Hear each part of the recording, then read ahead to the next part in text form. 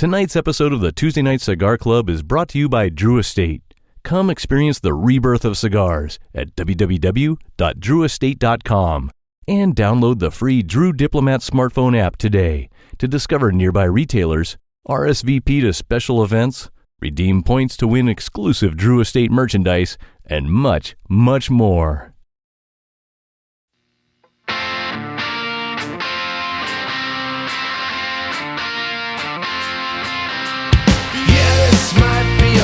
Mistake, but I'm having too much fun to wait. Flag her down when she comes back by. That one's yours and this one's mine. Bring another round. Bring another round. Bring another round. Bring another round. Bring another round. Bring another round. Bring another round. Bring another round. Bring another round.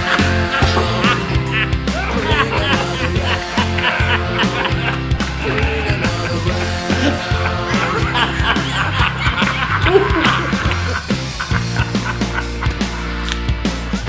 Here's the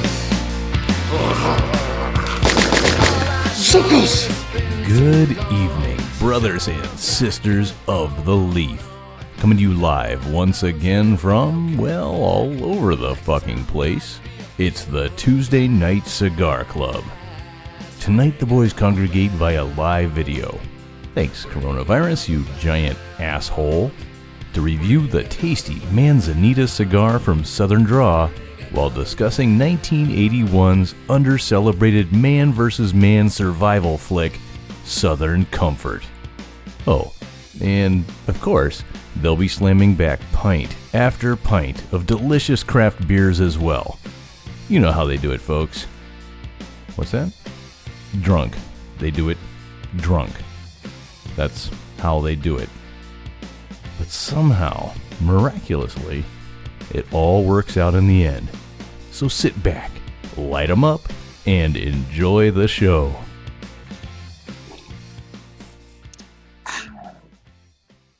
So, boys, I was perusing the interwebs the other morning while drinking a delicious cup of coffee paired with a lightly buttered Ezekiel muffin. It was a special day. I treated myself to a little something. And I came across this headline from page 6 of the New York Post. Chevy Chase recovering at home after a 5-week hospital stay. Whoa. Did any of you dudes know he was in the hospital for 5 weeks? No. What did he have, the COVID? No. Well, first off, I had no idea, like you guys, that one of our comedy gods was even sick. And second, we're going to fill the boot of remembrance tonight, but we'll need to fill like 4 or 5 boots of remembrances easily when he croaks. But thank God he's okay for now. Let's not plan on it. He had a heart scare, and okay. According to the article, he's resting comfortably the way it should be. Okay. I can't have that guy going. But in the article, he's interviewed, and never been one to keep his opinions to himself. God bless him.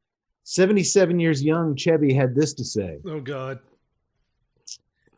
This is kind of like Grandpa at the Thanksgiving dinner.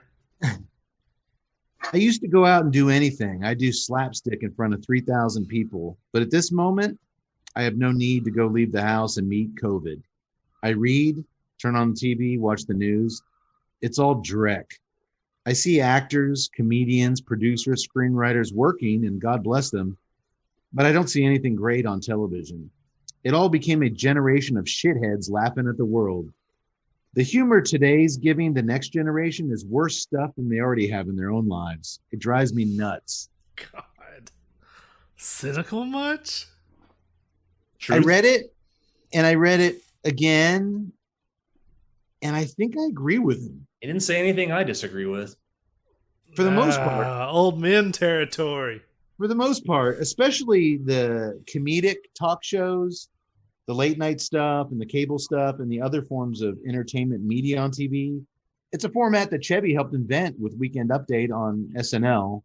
And now like the Daily Show and all these guys, I mean, it's basically different variations of Weekend Update, although they keep it a little more, unfunny for one, and they kind of just go in a different direction. But when I started thinking about it, they are a bunch of shitheads just sitting back and laughing at the world. Was he specifically talking about those nighttime variety shows? He didn't specify. But I started thinking about it, and then I started thinking, don't even get me started on these fucking podcasts. I was like, everybody with a laptop in a garage thinks he's fucking Larry David now, and like I've got to get these hilarious thoughts out there, and it's just them rambling, and they're just a bunch of shitheads. And they're not. You're talking about us. No, I'm not talking about us. None of these boners are funny. I'm literally in my garage with a laptop on a podcast. They might just rambling my jolly ass off.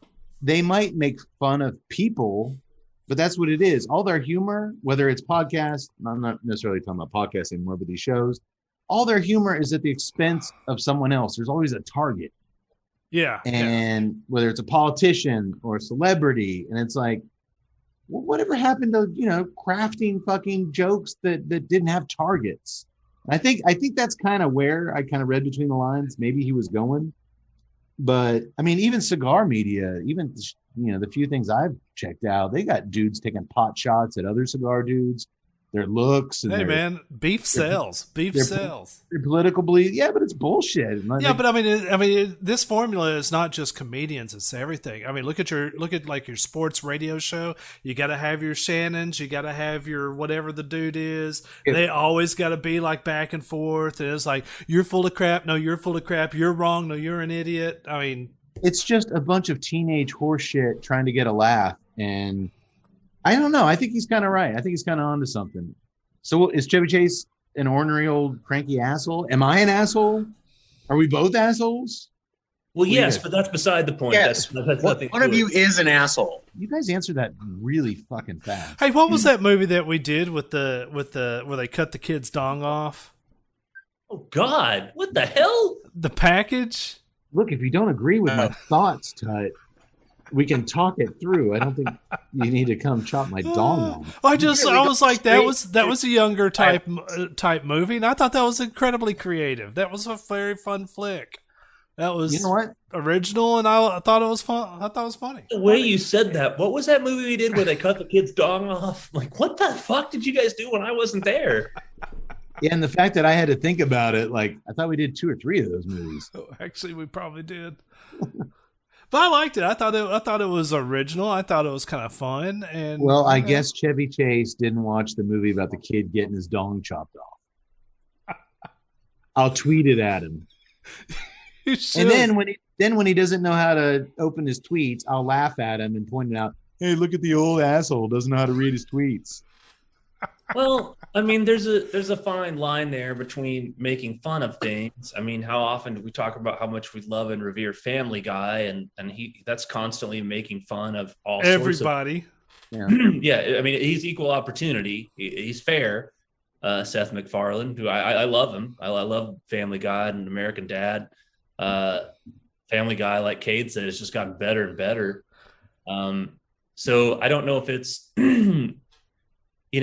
when you say like having a target, I mean, I read somewhere specifically with Chase that, one of the things he did early on Saturday Night Live was make fun of Gerald Ford. Yeah, he was always falling down and tripping. Yeah. And, yeah. Chase has a quote somewhere where he said, like, he thought it was all shits and grins. And then, like, he met, like, at least one of Gerald Ford's kids, or maybe a couple of them, and they were nice, but they said something about like how he had kind of his feelings were hurt by that. Yeah, even as a president of the United States, and Chase, I'm paraphrasing, but he said something like, I thought, what the hell? It's just a sketch comedy show. And he said, now that I've been,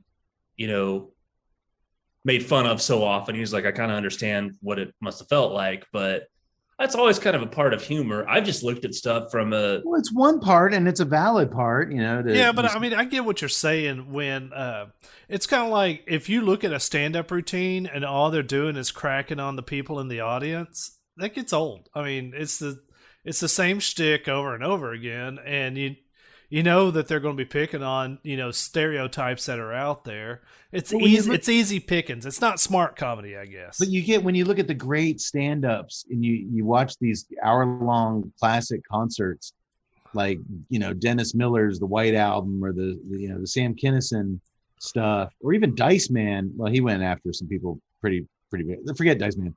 But some of my favorite comedy albums, like the Dennis Miller and the Kinison, they never addressed the audience want. I mean, it was just all just slice of life, really well written comedy, like we give you here on the Tuesday Night Cigar Club. I'll move up past that, but yes, correct. However, just from what you said from Chase's quote, there's a lot to read into it there. He didn't really specify whether he was talking about situation comedies or movies that he watched. At his age, I'm assuming he's cranking on all of them. My thing is making fun of people. If you're a stand-up comedian and all you can do is pick on the audience, that's something else. We're kind of narrowing our scope. Just in general, I mean, with the and there's always going to be exceptions. Like, you can point to a movie like The Package or just a movie here or there, but just in general, Family Guy being an exception. I don't watch any sitcoms anymore. I don't watch any. I hate to think of myself as a crank. Perhaps it's generational. I don't find things as funny. Well, no, there's a bit of a truth to consolidation of production companies trying to broaden their mass audience, which basically makes them take less risk and dull down their comedy, dull down the sharp witticisms, because they're trying to reach as many people as possible, so they don't want to offend anybody. So I mean, yeah, there is a little bit of truth to that, true. And then in that case, that would Chase's word of dreck would be accurate. That is dreck. And I mean, one thing I'll say this, because I pointed it out in a review that I wrote for that movie he was in, which was, it was not a great movie, but The Last Laugh with him and Richard Dreyfuss, where, Chase can kind of stand on a pedestal and say those things because who did what he did from 1980 to 89? Nobody. So who's doing that now? Who's like I got to go see the new such and such movie, man. I mean, by the time Christmas Vacation and Fletch Lives comes out in 89, I'm ready to go. It's like, man, I can't wait to go see this. It's going to be hilarious. But why is it when old guys sit there and make a critique of something, they can never do it in a positive way? Like, man, I wish that there would be more situational awareness out there. I wish there'd be more slice of life stuff. Just cut out the targeting is kind of cool, but somebody called it. But it's straight up old man. Oh, the younger kids suck. Somebody called the dude up the day after he got home from 5 weeks in the hospital. Give him a break. Just say he's an old man. We'll see if you have a heart scare, how expounding on all your thoughts you are to a random phone call. Well, look, I'm confident that the Tuesday Night Cigar Club is a true fart in the wind when it comes to podcasts and cigar media. When we make you laugh, it's either because of a really fucking real joke constructed, or we're making you laugh at us, which has probably happened thousands of times over the last 6 years. God knows our drunk asses have done some goofball shit. So what I'm trying to say is, boys and girls at home, you're welcome. We're giving you the real deal here, and it's our gift to you. And I think we're geared up tonight to keep that winning streak alive. Don't you, boys? Sure, let's do it. Yes. Yes. Yes. Oh, wait. I just looked at my next page of notes. It's total dreck. Who are we targeting? So did you guys see what Donald Trump was in the news yesterday? No. Welcome, everybody, to the Tuesday Night Cigar Club, episode 134. 134. We've all recovered, hopefully, from our 6th annual St. Patty's Day drinking and then drinking ridiculous amounts more celebration extravaganza bonanza. Yes. We are refreshed and ready to rock your miserable ear holes once again. Welcome to the party. Yay! Yay!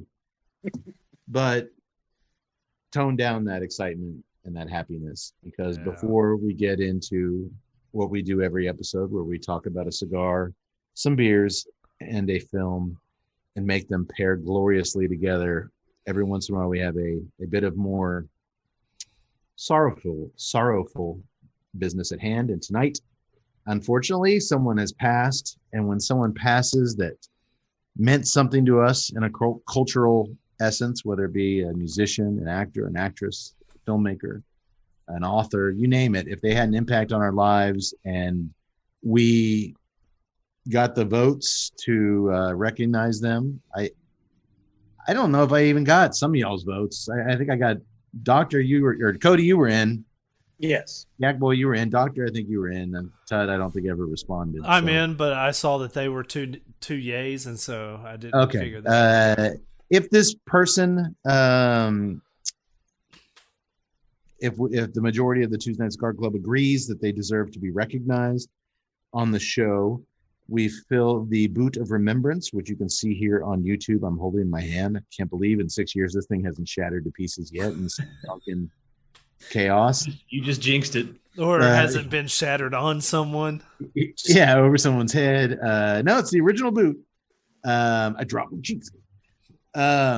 Speaking of Chevy Chase humor, we fill it up, and I'll explain how that process works a little bit. But I'm going to actually let our very own the Doctor tonight take over the reins here for a bit and tell you a little bit about the life and times of the captivating screen presence that was Yaphet Kotto.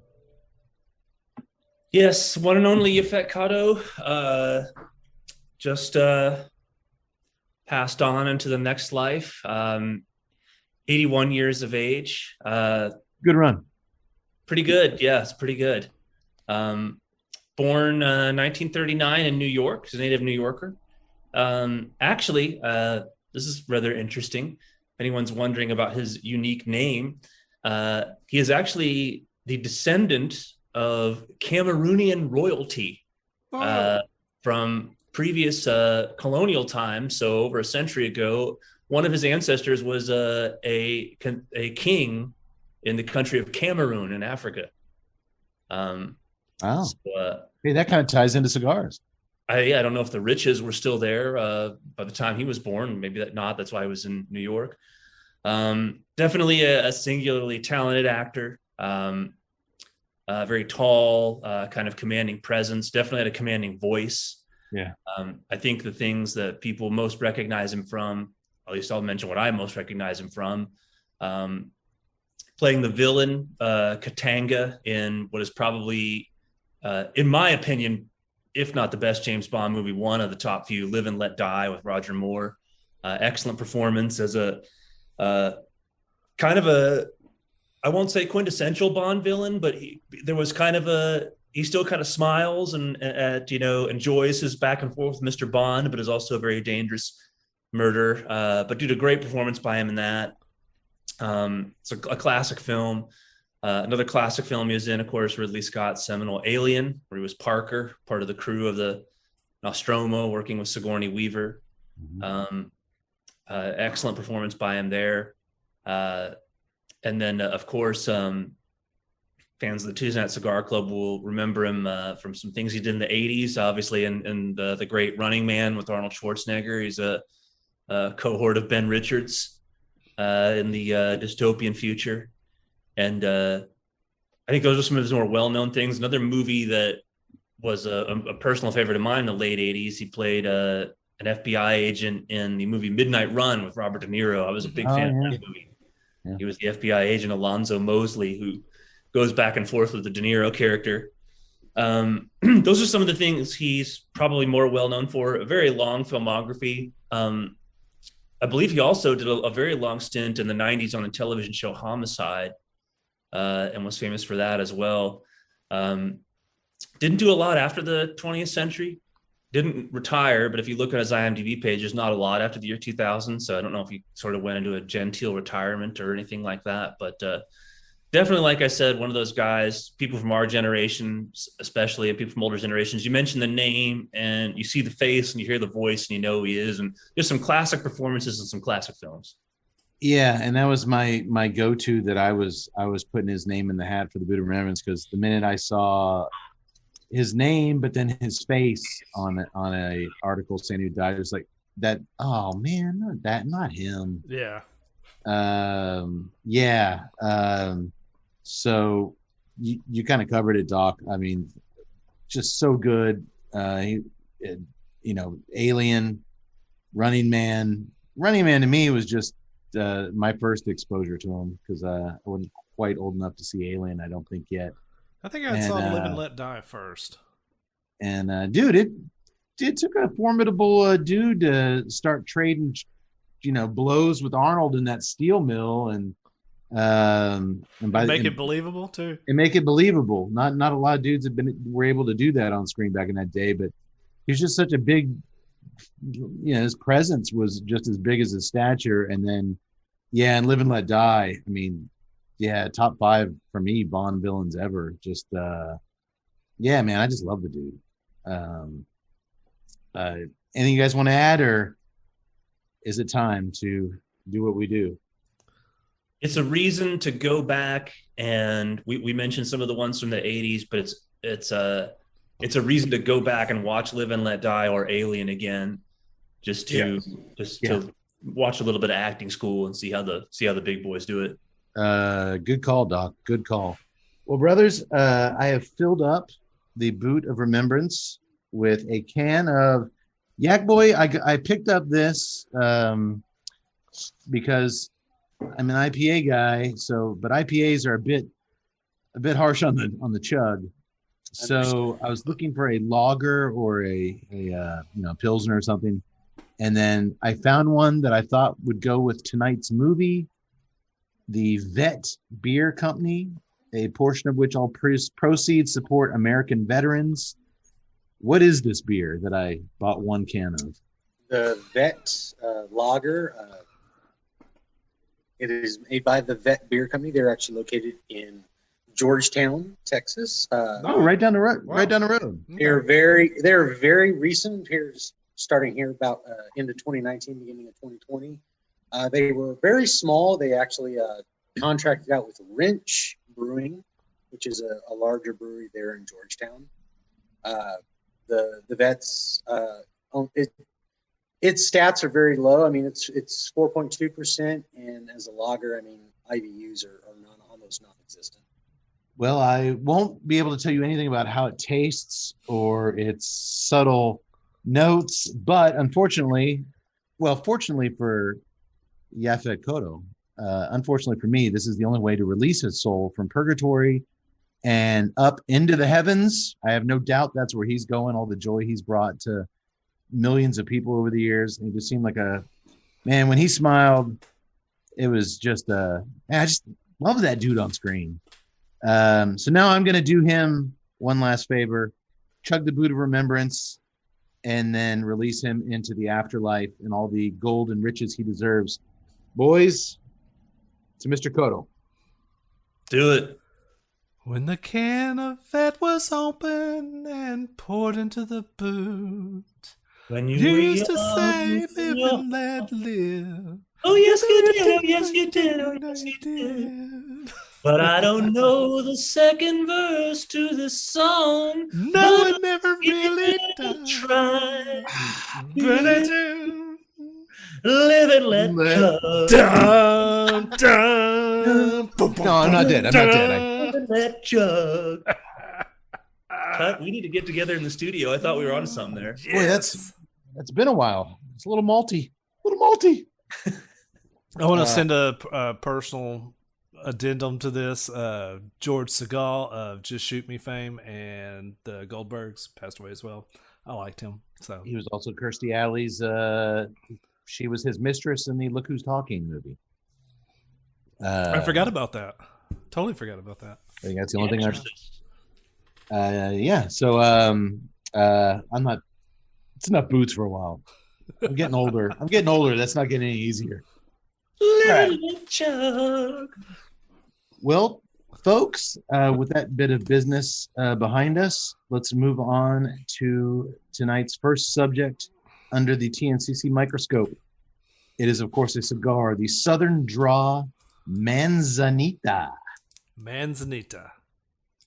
The red label, I believe the first Southern Draw cigar to feature a red label. Smell that wrapper. It's got a very unique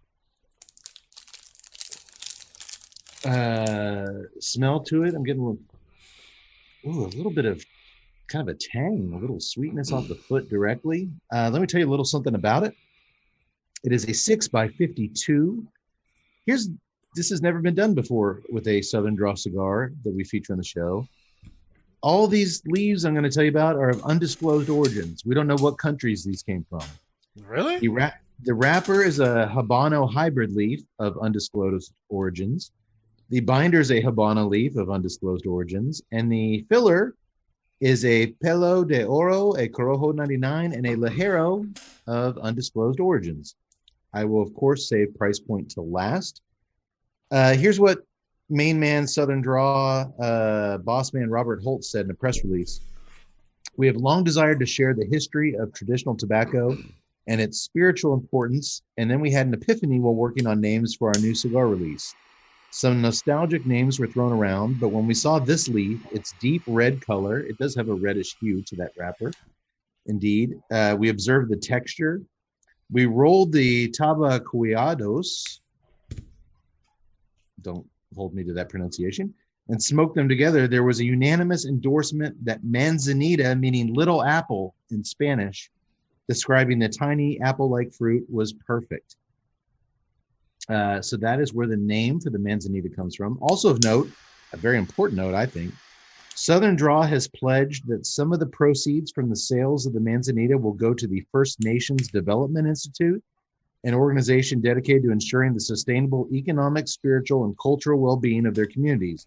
More specifically, the Nourishing Native Foods and Health Initiative, which Southern Draw expects to send a total of around $30,000 in the first year alone.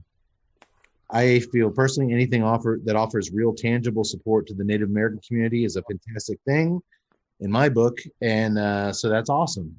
Southern Draw does a lot of charitable acts through their cigars, and I can't wait to light this one up. It's just got a really sexy smell to it. So as you boys are lighting up, speaking of cigars, y'all know who makes some really good ones? Who's that? Yak Boy, I'm glad you asked. Our good friends over at Drew Estate. And one of the most delicious offerings in their vast portfolio is the Herrera Esteli Miami, crafted by Level 9 Cuban rollers at the famed El Titan de Bronze on Calle Ocho. The Herrera Esteli Miami line is expertly rolled with a lavish Ecuadorian Habano Oscuro wrapper over a rich Ecuadorian Sumatran binder with select fillers from the Dominican Republic and Nicaragua. The new look of Herrera Esteli Miami features a rich black and gold packaging and is available in 5 sizes. This delicious cigar is now available at Drew Diplomat retailers everywhere, so go get you some. And I'd like to also give a shout out to Cigar World. Cigar World is an online site for cigar smokers. There you can get cigar news, reviews, and a whole lot more. Also on the site is a cigar research panel called the Testing Lab, which is really cool. I encourage you to check that out. Okay. That's my favorite portion of the site. You can sign up to give your input on new cigars by taking surveys and testing cigars. It's very interactive. I like that. Check it out at cigarworld.com/testing lab. And that is brought to you by our good friends over at Macanudo. If they know their cigars, and it's a really cool site. So go check that out. By the way, I totally picked up a $5 of that Inspirado Green. Oh, did you? Yeah, totally did. You liked it. You liked it a lot. Yeah, I liked it, and for that price point, I mean, come on. Oh, it's a great price point. Yeah, I also did the whole, went to the website, bought my stuff, went over to Monster, got a little $5 there, and then came back to, actually I went to the Monster and picked up a Cedrus, and then came back. Man, got the shipping. Man, did you guys get some of the tangy sweetness on the cold draw? Something. I don't know. Like you said, it's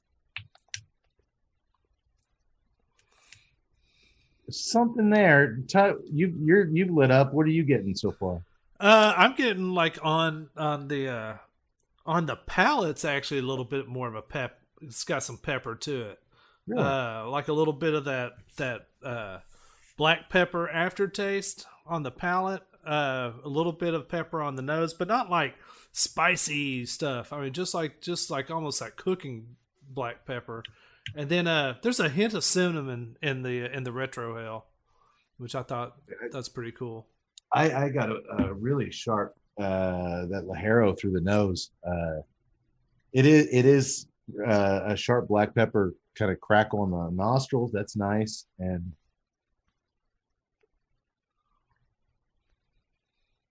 yeah, I'm getting kind of a mixture of cedar and peanuts.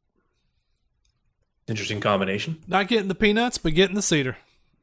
Man, I was going to say woodsiness. There was some woodsiness to it, but it's a smooth draw. I'm going to cedar. Yeah, That's nice. Well, yeah, with a name like Southern Draw, you pretty much have to. You kind of have to be. It's basically they rolled up leaves of Powers Booth, the actor from tonight's film, and we're smoking him now. That would be awesome. Nobody's got a Southern draw like Powers Booth, except our old friend Trace Atkins. No, dear. No. I Powers Booth. Atkins comes nowhere close to Booth. Dude, Powers Booth is the top of the Southern draw totem pole. Well, hey, as we're kind of getting into cigar, those are just my first kind of immediate impressions. The Ligero, nice, really warm pepper on the nose with some, like I said, it hit me a little bit, but then there's some peanuts and a little bit of woodsy cedar. Yak Boy, as always, our resident beer expert, tells us what we're drinking tonight because we're not all together like usual.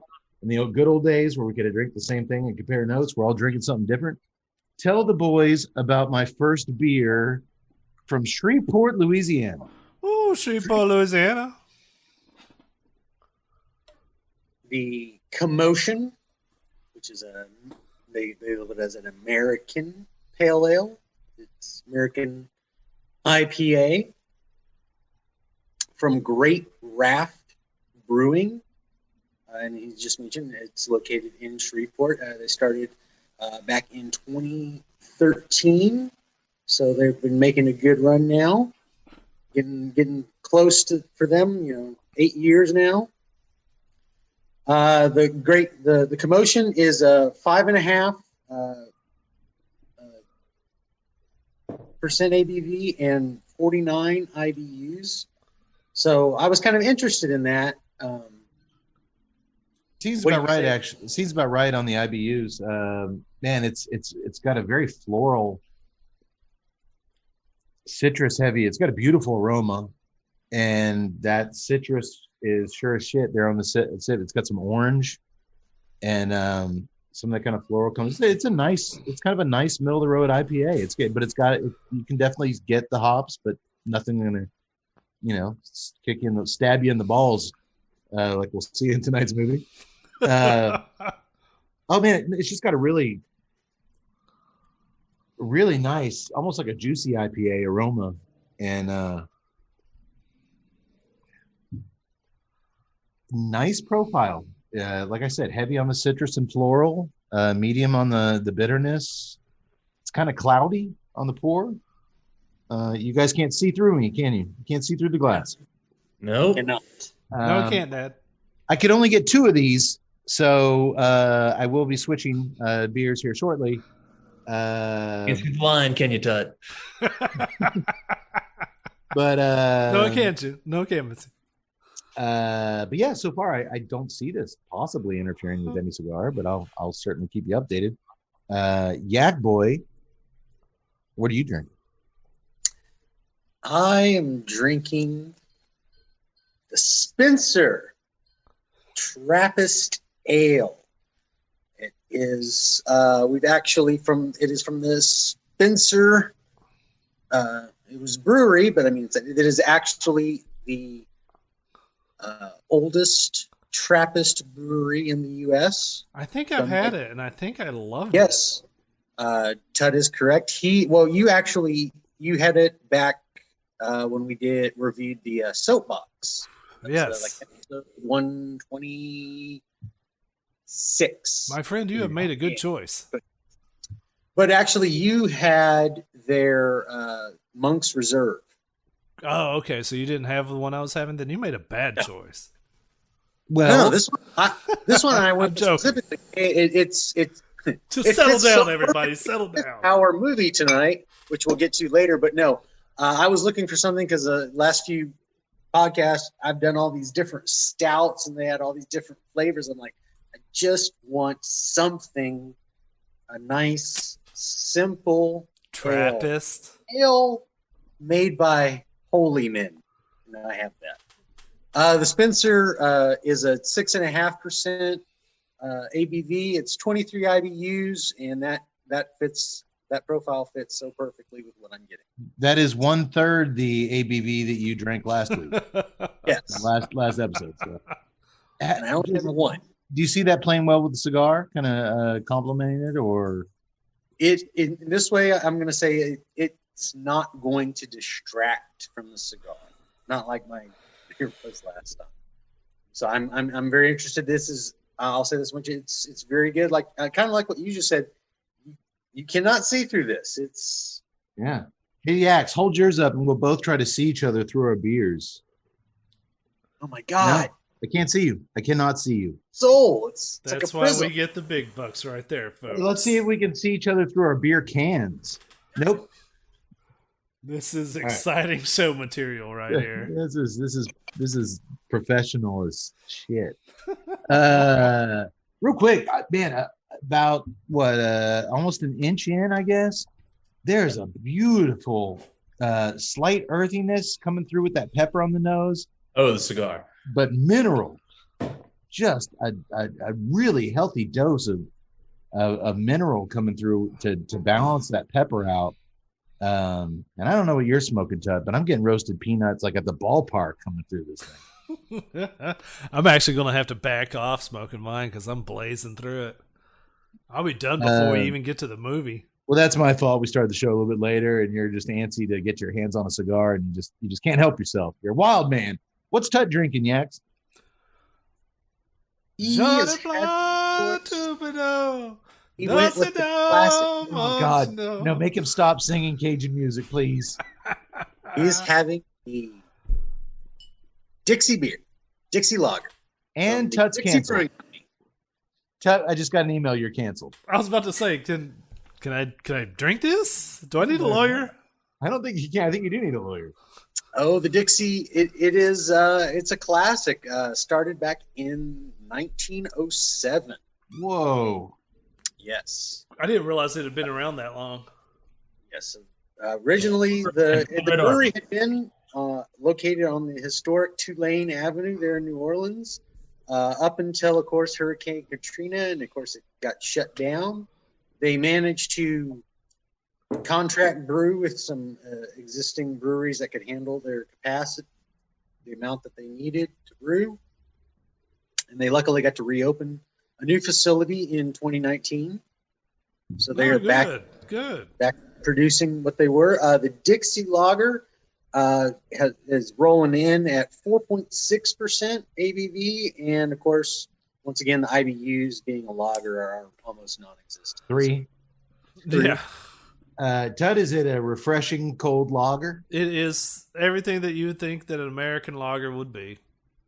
How do we go to? Of course, the beer is showcased in our movie tonight, so It is. I want to say, science.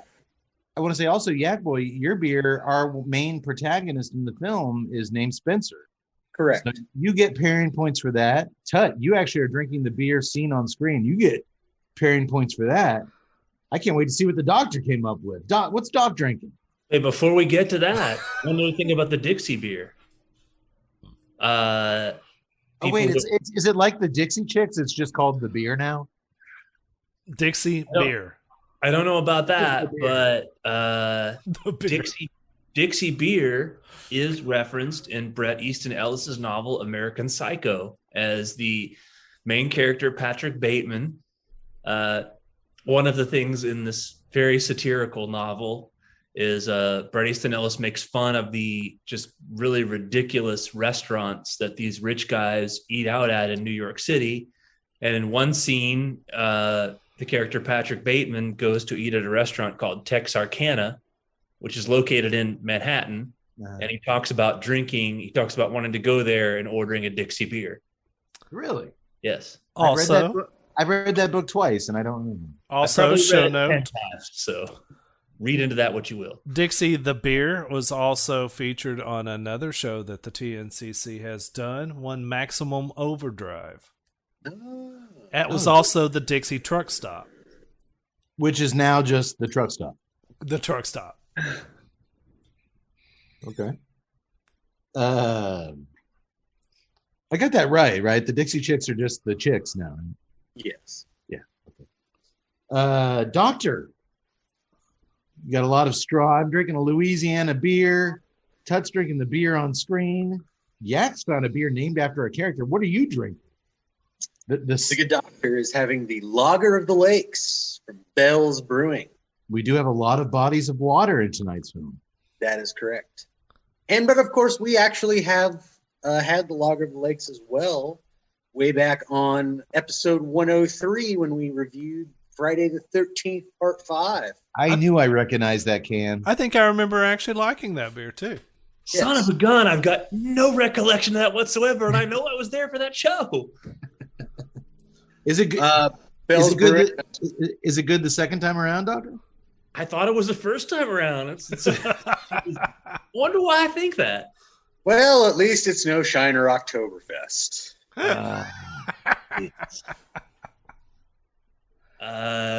It seems fine now. Didn't realize I had it before. It sounds like Yak Boy's finally going back and doing some cross-checking. Did you get an Excel spreadsheet for Christmas? Did. Somebody got you Excel for Christmas, didn't they? I got a whole room. I've got that red thread. The red thread. Just crazy theories. How did this beer start? Well, tell us about this Lager of the Lakes. Lager of the Lakes, like I said, Bell's Brewing. They not quite as old as Dixie. They started back in 1985. They are currently located in Comstock, Michigan. The Lager of the Lakes rolling in at flat 5% ABV, and of course, once again, it's a lager, almost non-existent IBUs. It's a 2, 1.5. Okay, Doctor, I'm with you. I have no memory of. I remember the can when you held up the can. I remember drinking that, but I have no memory of the beer. I know I was present at least. Unlike when you and I were talking about the Bikini Summer one, at least I know I was there for the Friday the 13th Part 5 show. I don't remember the can or drinking it or anything. It's a nice light tasting little lager. Yeah, it markets itself as a Bohemian Pilsner. Now, is that just horseshit marketing? Like what makes a Pilsner? Bohemian part, yes. Okay. Pilsner, no. That's well, that's bullshit then. I'm a Bohemian podcaster. Well, you're not Bohemian. I am a podcaster. But I am Bohemian in spirit. Well, if you want to go with the whole spirit thing, I'm actually Bohemian. All right. Yak Boy is Bohemian. One other movie tie-in, Cade, in Lager of the Lakes, is that this entire movie was filmed on Caddo Lake in East Texas. Oh, screw Caddo. I hate Caddo. Oh. I knew you were from that neck of the woods. I didn't know why you'd have a problem. I can't fish there to save my life. If I was starving and needed a fish, I would starve to death. I cannot catch bass on Caddo. Well, those coon asses didn't have a problem catching fish. No, because they're coon asses. They know that lake like the back of their hands. And by the way, Caddo actually splits Texas and Louisiana. So on one side is Louisiana, the other side is Texas. Real quick, hosting note: if we drop the term coon asses throughout the show, that is what our National Guard characters call the Cajun locals who are hunting them, coon asses, which is not a nice thing to call somebody. No, I would joke with a Acadian guitar player that I once had, and I would not call anybody else that. It is not a nice, friendly term. I think at one point in the movie, somebody calls him a filthy coon ass, and I'm like, that's just double bad. Like, coon ass is bad enough. You got to call him a filthy coon ass? But there's one slang scene in there I want to get to on the thing because there was. I'm interested in it. By the way, cigar note. I'm approaching the midway. I got a little bit of raisin on that retro hell. Not a lot, but just a little bit of that. At the end of the first sweetness. third, end of the first third-ish? Yeah.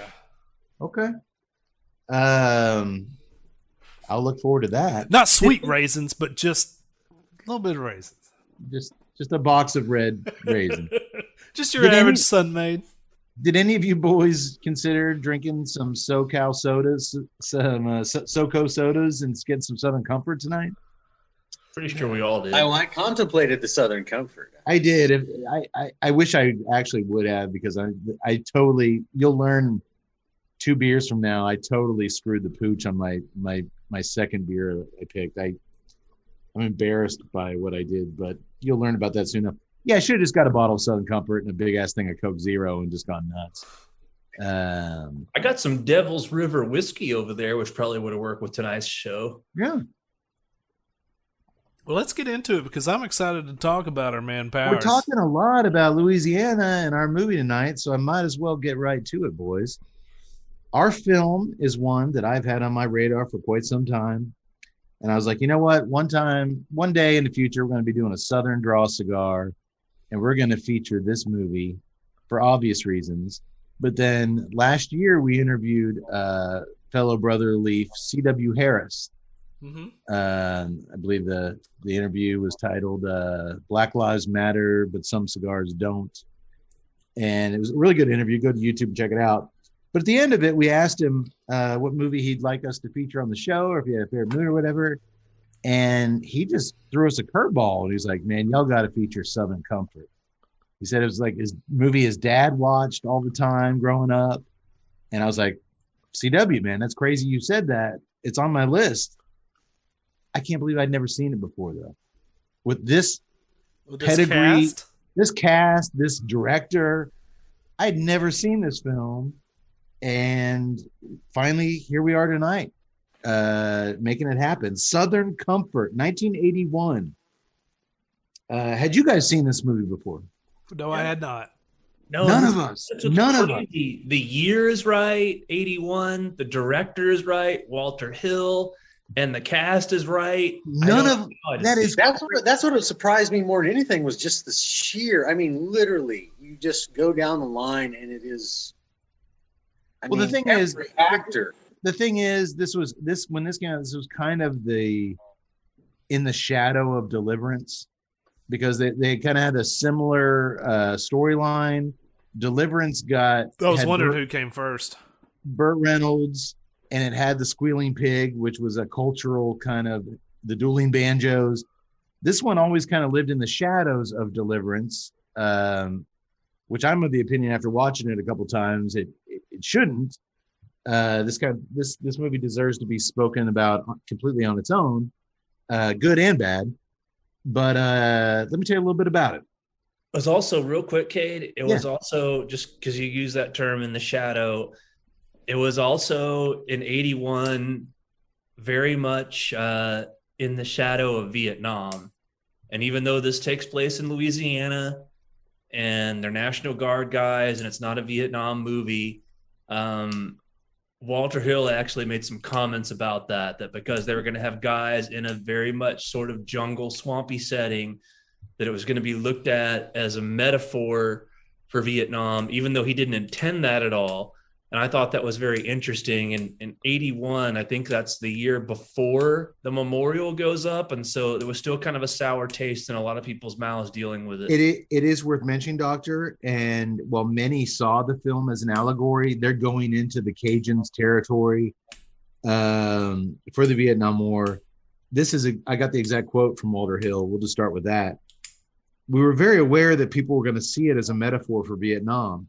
The day we had the cast reading of the script, before we went out into the swamps, I told everybody, people are going to say this is about Vietnam, They can say whatever they want, but I don't want to hear another word about it. He wasn't making a message movie here about Vietnam at all. But that's a great thing about film. You can read whatever you want into it, and yeah, once it's out of the artist's hands, it's up to the viewer. But ultimately, it is a filmmaker's medium, and if he says that's not what he was doing, that's not what he was doing. But it's interesting because I didn't watch it at the time. I wonder if I watched it at the time. Well, first of all, if had I been old enough to have that kind of critical thought or analysis, maybe I didn't get any of the. I didn't get the Vietnam tie-in. I could see how it is, but just as a casual viewer watching it, I didn't, make the Vietnam distinction. I didn't either, but I think that might just be our age, and we weren't so. I wonder. I mean, just the number of Vietnam movies that I have watched, it gave the tone like. The guys marching through the water and the slow motion shot. Yeah, but I mean, these National Guards guys, I didn't even think it was an accurate reflection of the National Guard, at least not what we've known the Guard is now, where the Guard gets called, to tours of duty in Iraq, and they were on rotation as well. To these guys were the definition of weekend warriors. Not even weekend warriors. They get together on weekends and watch ball games and play cards. They didn't have to do anything until like this one special event where they're like, you know what, we should probably get these guys in some kind of shape. Yeah, this isn't the area of Donald Rumsfeld going, guess what? Your guys are going overseas. Yeah. I would hate to serve overseas with these guys, by the way.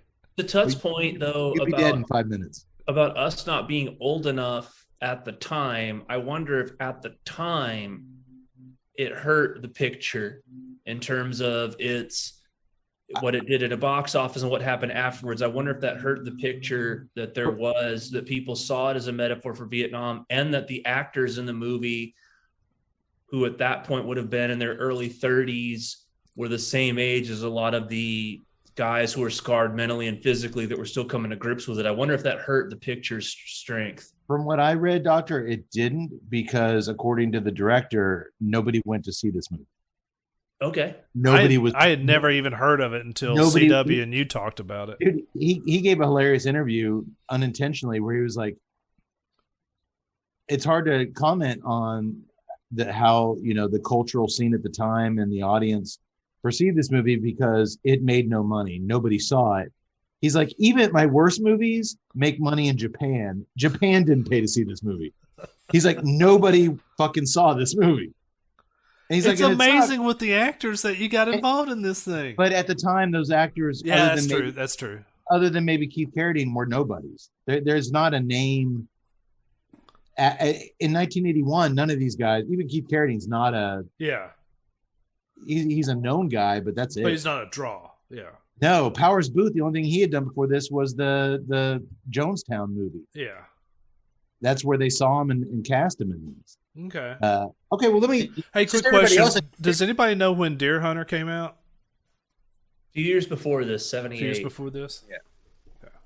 And it's just kind of an interesting thing just to see so many faces and how one movie brought them all together. It's like it's kind of like Dazed and Confused, where you see all these young guys, or the outsiders, or the outsiders, these younger actors who are nobodies, and you're like, oh, I've seen him in a million movies since then. Yeah, the casting director, kudos. Or Grizzly 2.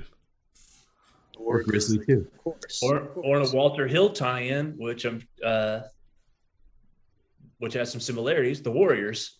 Or The Warrior, yeah. Well, this movie is very reminiscent of his movie, The Warriors. Well, let me give you a little bit of quick background on the film. The film was written by Michael Caine, not that Michael Caine. This guy spells it with a K. He's everywhere. This guy spells it with a K. David Giler and Walter Hill. Hill directed the film as well, and he's a really cool character in film history. If you ever get the chance to read some interviews with him or watch him, and he's a cool cat. He not only directed such classics, get this, The Warriors, The Long Riders Western, which the doctor and I were just talking about this week. I can't believe I haven't seen that. 48 Hours. Oh, yeah. Streets of Fire, which is a really fucking interesting movie. That one is one of my favorites. Brewster's Millions with Richard Pryor. Red Heat with Arnold and Blue. Oh, my goodness. And my personal favorite Walter Hill movie, which is, man, if I'm putting this above the Warriors, because I love the Warriors, Bruce Willis's maybe last great big screen movie, Last Man Standing. It was Walter Hill remaking Kurosawa. Give Bruce Willis 245s in the Old West. Not the Old West. What was that time period, Doc? The Prohibition. Yeah. Prohibition days. He also, get this, Walter Hill wrote the screenplay for my favorite Steve McQueen movie, The Getaway, and he co-wrote the script for Aliens. Which also Probably the good parts. Which also borrows themes from Southern Comfort. It does. The group, the Marines, yes. The infighting, the distrust. This is a thing from Warriors to Southern Draw. Hey, Arnold didn't trust Belushi. Belushi didn't trust Arnold in Red Heat. Walter Hill has trust issues. I think we can say that. I think he also knows it just crafts a winning narrative from film. How's that for a fucking career? Fucking awesome. It is an excellent career. Dude, you could have just one of those movies and call it a career. Doctor, how old is Walter Hill? Are we going to fill the boot of remembrance for him soon? I don't know off the top of my head, but let me find out. Which we will when he dies, unless we forget, which we usually always we always do. So I'm just going to give him a little shout out now. Good job, buddy. Way to go, Buster. Oh man, talk about a good contribution to pop culture. That is a fucking resume, boys. I did not realize he did Streets of Fire. Michael that's Pare. Walter Hill turned 79 this past January and is still very much alive and kicking. Wow. Okay, that's a good run. That he's still running. I'll even forgive him for when he went back to the Warriors and added those animated bullshit sequences. Dude, we were talking good about the guy. I had to come in there. And... Sorry. My God, he's amazing. Except when he did this. Sorry. That son of a bitch. I believe he also directed a lot of episodes of Deadwood on HBO, which he brought back a lot of the cast from his movies, including a lot Powers of the dudes. Booth? No, not Powers Booth. Oh, yes. Powers Booth was one of the main performers in Deadwood. So was Keith. Oh, that's right. He played the rival hotel dude. Keith Carradine was in it as Wild Bill Hickok, and Peter Coyote actually appeared in a couple episodes of Deadwood. Did he? Okay. So there you go. Kind of built this up to be something special. Is it special? Let's find out. It's time to find out. Real quick on the cigar. Any more of that raisin? Yeah, it's still there. It's just it's very subtle. It's just very, very subtle. Dude, look at that construction. Look at that. I can agree with Ted on that raisin. Look at that I'm ash. trying to pick that up. You're starting to get the raisin sweetness on the draw or the retro head? Draw.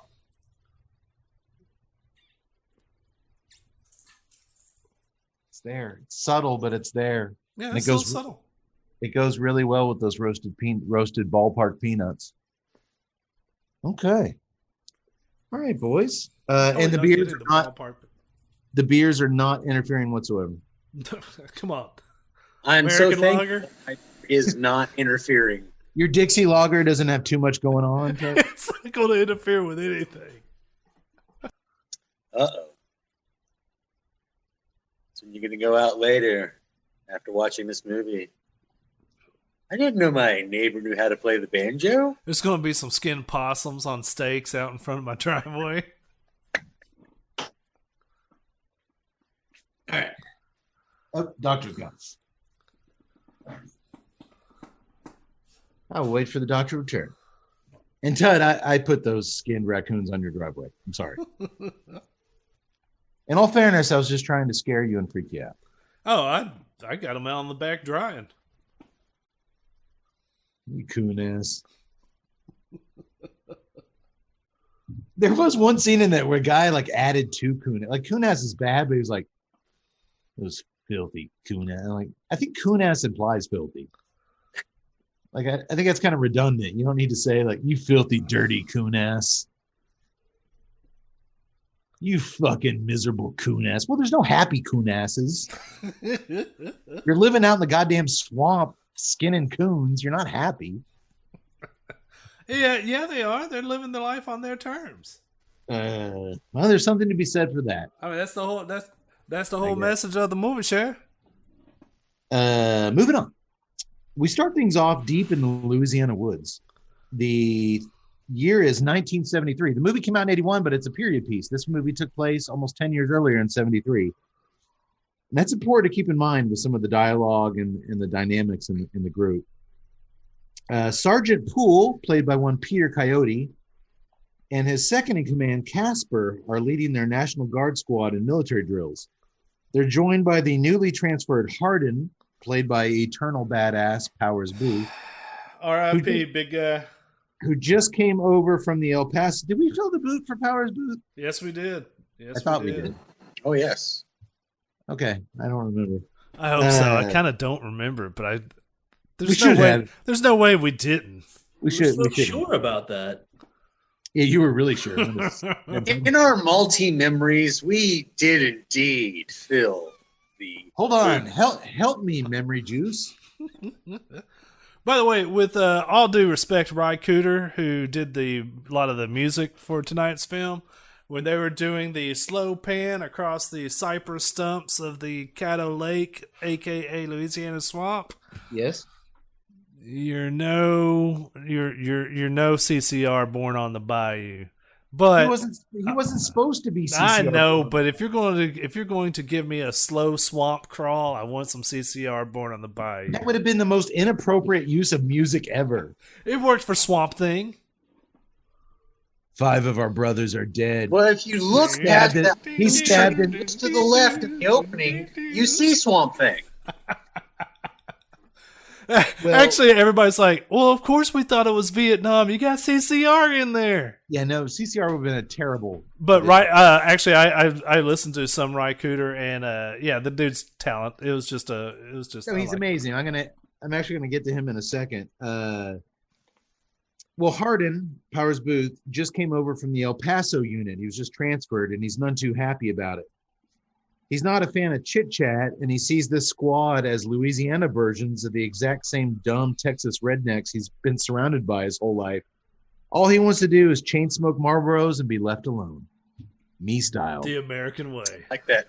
I like him. I felt a kinship. I did. I meshed with this character instantly. At first, as I was watching the guardsmen conduct their drills, I thought there was a horrible mistake in Walter Hill's direction, because they showed men wheeling equipment around right in front of the active firing range. I'm like, no, they're going to kill these dudes. I'm like, oh, they're firing blanks. Yeah. Okay. That makes sense. I'm sorry for doubting you, Walter Hill. As we get to meet the men of the second unit, all the bases are covered.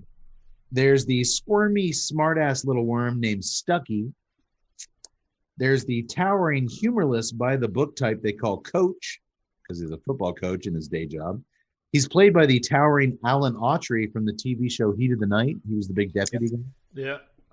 There's the wisecracking black soldier who puts up with all types of racial bullshit with a forced smile named Cribbs, played by the always great T.K. Carter, who, if you're awesome, you'll recognize from John Carpenter's The Thing. Yes. There's the gruff, tough guy, Reese, portrayed by gruff, tough guy Fred Ward of Tremors and Remo Williams fame. Yeah.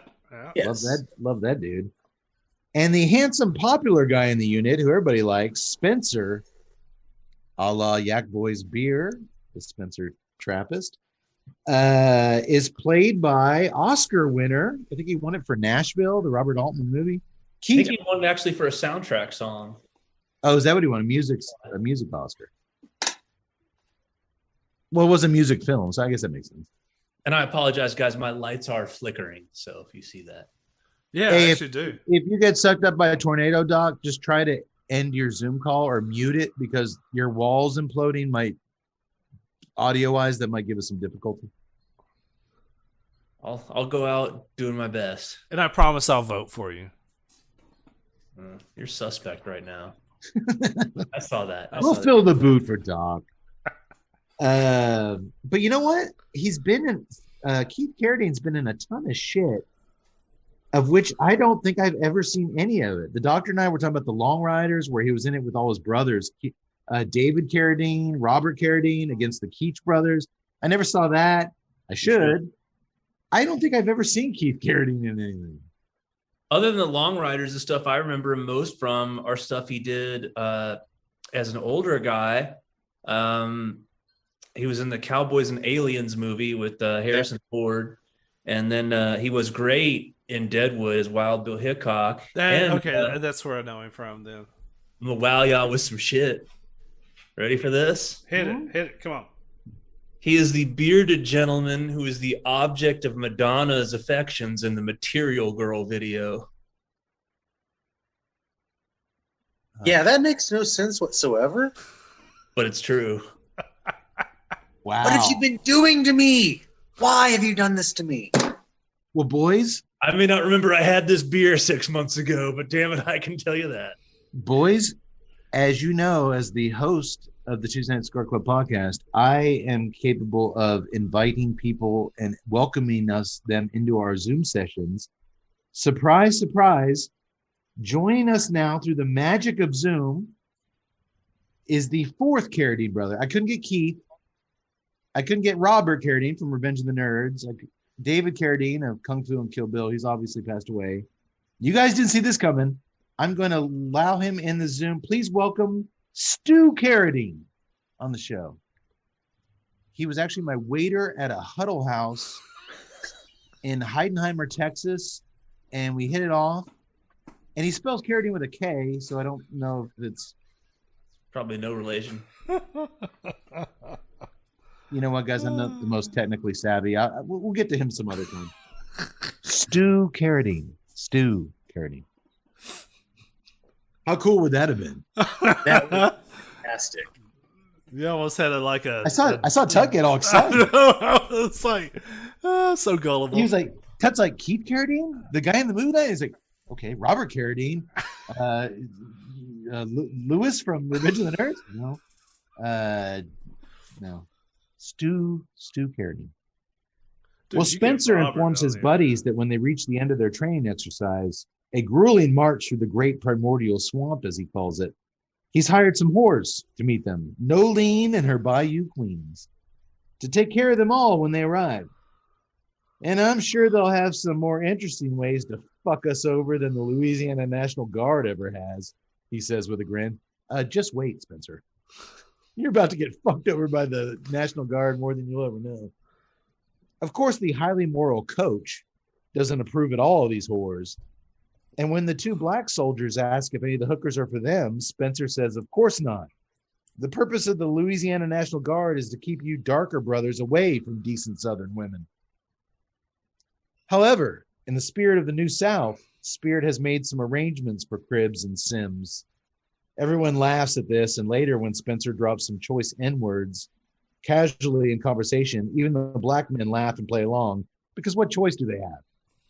Like, they're not going to win if they stand up. Jeez, man. It was painful to watch. Like, it really was. But it was accurate. Yeah. It was really interesting because I actually watched this on YouTube. When I did a Google search of it, and it came up as the YouTube movies. It was like the official YouTube movie channel. You got to watch ads though, right? Well, actually, I have a subscription, so there was no ads. Oh, that must have been nice. We had to watch fucking commercials. Yeah, but the YouTube version was only 480p, but still looked okay. Still looked pretty decent. But the bad thing about it is that you get YouTube comments, and you see that. And I just kind of glanced down, and there was this one guy who made the comment of, back when you can insult your buddies and everybody knew that you were just kidding. It was all in good fun. Yeah, they loved it. They loved it. Yeah, they were chuckling their asses off. They loved getting called the N-word. They were just No. I thought that was very accurate and very sad, but very telling and very true. And everything about it rang authentic, sadly. I wonder if that was a conversation that was had on set before, or whether it was just written and they just ran with it. That would have been interesting to see how that scene was shot. It would have been said, but I mean, there's a ton of movies from especially the 70s when this was actually the way things were, where that was the norm, and you had black actors being called the N-word on screen, and I don't think there were sensitivity meetings and like they do now. Like I didn't think they would have like a counselor on set to, I'm sorry you had to do that scene today. No, I mean none of that shit exists. It was just you're getting paid to be an actor, and I bet a lot of these actors went home and fucking cried their eyes out because I spent all day on set, being called what I get called. It's bullshit. But I thought it was really, especially in that one scene when they're talking about doing the canisters, the cops shooting the canisters at the guys. Oh, please, man! No, Mr. Officer, don't shoot at me with no canister. And I was just like, holy! And it's got a down the line shot of him looking at this guy saying that, and I was just like, wow. But I think it was really good of the script and the actor, because I mean, what are these guys going to do? They're about to march through the fucking swamp for a couple days with these white guys. If you don't make jokes about it, and if you don't let it roll off your back, then I mean, how could you possibly survive it mentally? Yeah. It's 1973. You're in a squad with 9 people. 7 of them are honkies, and you're about to go march off into the swamp with them. And like you said, Cade, you know, what are you gonna do? Yeah, I'm gonna take the line from Hamburger Hill. Don't mean nothing. I think this is an interesting film to watch now in 2021. You brought it up because ultimately Spencer, the guy using the N-word, is one of our heroes, or at least one of our main protagonists in the film we're supposed to root for, and he's the one dropping these N-bombs. And yes, Keith Carradine plays him superbly with charm and smarts and all the traits that make great cinema heroes. But unlike maybe a movie audience in 1981, I just couldn't get past, this is before the credits have rolled, he's doing this. I couldn't get past that blatant racism by Spencer here to care about him at all. Even though the film takes place in 1973 and it was a different time, it's just like, as the movie went on and on, I'm like, oh, he's the hero. Out of all these dudes, he's like supposed to be the best of them. And he's the only one that's dropped N-bombs. It was just kind of in 2021, it was strange. Does that mean I think Southern Comfort should get canceled and completely erased from history? Fuck no. Don't be stupid. Well, it just means, yes, I'm mature enough to realize it's a period piece taking place in the early 70s, Louisiana. Even if it was released in 81, when I would hope at least some people in the audience would feel the same way I did and be like, I'm supposed to root for this guy? And I'm able to, because I'm not a moron, move on with my life after watching it without starting a petition for everything that offends me. Ultimately, I'll just say that I found it an odd choice from a screenwriting perspective.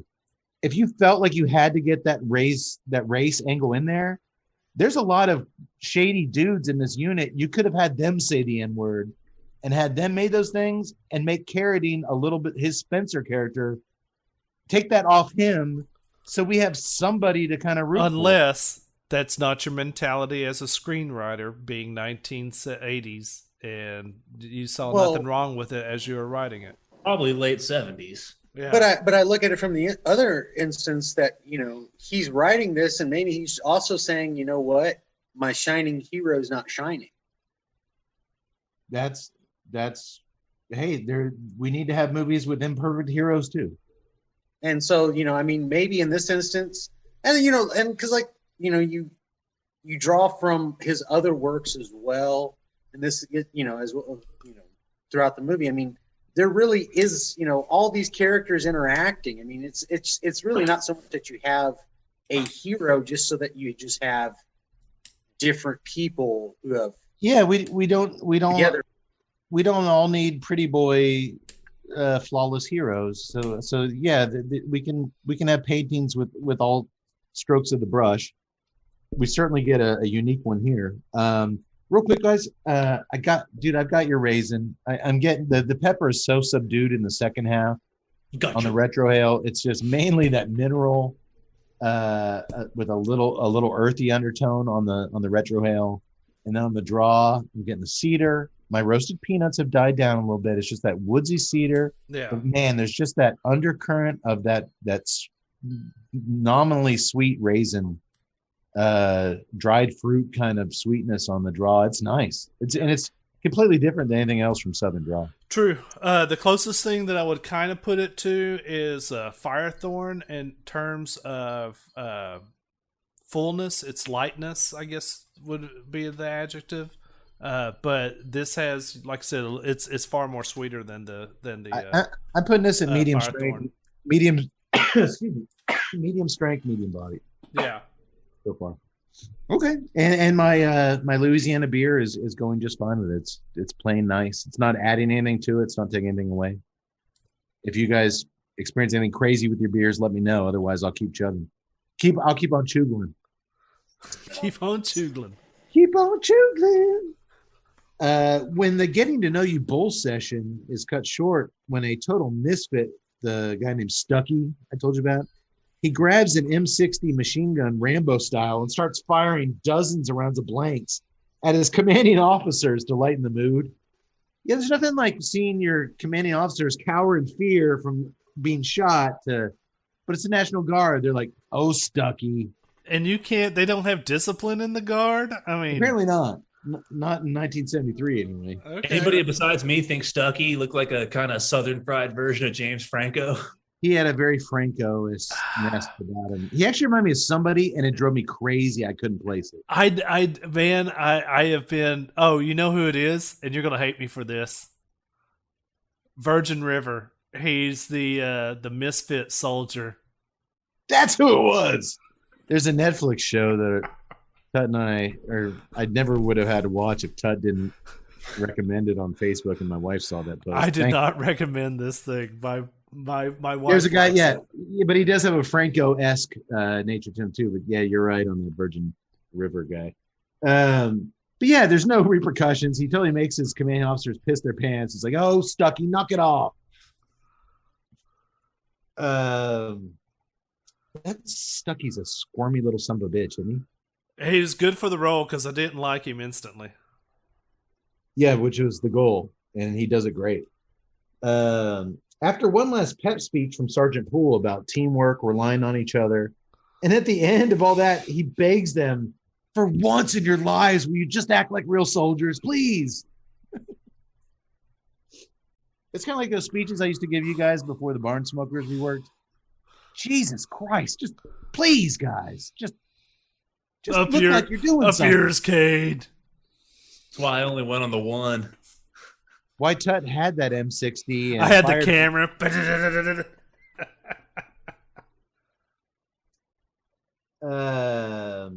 Well, they all give a somewhat in unison, not really chant of civilian in peace, soldier in war, I am the guard. But they're kind of giggling. It reminded me, it was so half-assed. It was like we were watching one of our screwball 80s comedies where the students are reciting the school song at Buster Burger University. Totally. Like, I thought we were watching a police academy movie. Yeah. It's crazy. So the men of Bravo unit, top men, all gear up and step into the swamp to begin their overnight recon and patrol mission. The goal of this practice mission is to make good time traveling through grueling conditions. So no tents, no sleeping bags, nothing that might slow them down. I got to tell you, the establishing swamp footage here by cinematographer Andrew Laszlo as the men slosh their way through the water is superb. Todd even said in 4K, not even in HD, it looked great. I mentioned earlier Remo Williams, the film, and First Blood, the first Rambo film. He was the cinematographer on those too. Oh, okay. And the score by longtime Walter Hill collaborator Ry Cooder is soaked in Cajun influence kind of music, 6-string, low-key doom. It's that Delta Blues slide. Just really just low keys and slow and minimal.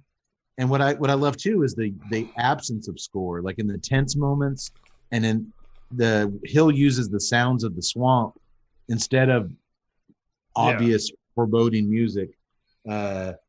He worked with Ry Cooder throughout his career.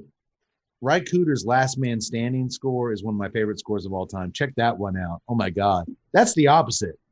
He uses that score to just kick down doors and just bow, wow, like it's in your Yeah. face. It's really, really awesome. Well, the men come across some fishermen netting as they trudge through the swamp, and they just lift it up. It's full of fish. They just cut it in half, TNCC stuff. Well, this isn't our way. Get rid of that. Fuck it. I thought, all right. So now, not only is there no likable ones, they're all dicks. Well, I didn't know whether they were doing that just to get through, or whether they were like, if there was like some sort of law enforcement tie-in. You know, they came across a illegal trot line. Maybe these guys aren't enforcing poaching laws. They're just dickheads. I think there's a continuing theme throughout, which is that these are not total disrespect for anything. They're not. They're in the National Guard. They're not real soldiers. They're not guys who've seen combat. They're guys who are in the Guard. They get paid for it. They go out for their 1 weekend a month. I have to stress, because I know we have military people that watch this. No. It's the 80s Guard. The perception of this before the Rumsfeld transformation. Yes, that's what they're trying to show. That's what Walter Hill is trying to show. That's not a personal opinion of mine. Like, Jesus Christ! Now we live in a situation where you have to preface that. That's not me talking. I'm just saying this is what the theme was in the movie. It's but dude, Doctor, you don't need to, because it's so obvious in the movie. I mean, I do. They talk about. I just want to see you protected, Vince. I just want to see you protected. They talk about when Hardin transferred from the El Paso National Guard. He's like, we had our shit organized. All we had to do was watch the ball game and play cards. You guys are, and like that. The movie tells us that. We don't need the doctor to tell us what the zeitgeist was of the Guard in this year. I mean, the movie tells us they literally had never seen combat. They never thought they would see combat, and it was just a once a month or once every 2 months bull session. And that's why Fred Ward is slicing that net. And that's what fucking makes the movie work. If they were today's National Guardsmen, these Cajun dudes would be toast. We wouldn't have a movie. Moving on. It's not long before their map leads them to a giant body of water where there isn't supposed to be a giant body of water. Sergeant Poole reckons that the channels must have shifted with the winter rains.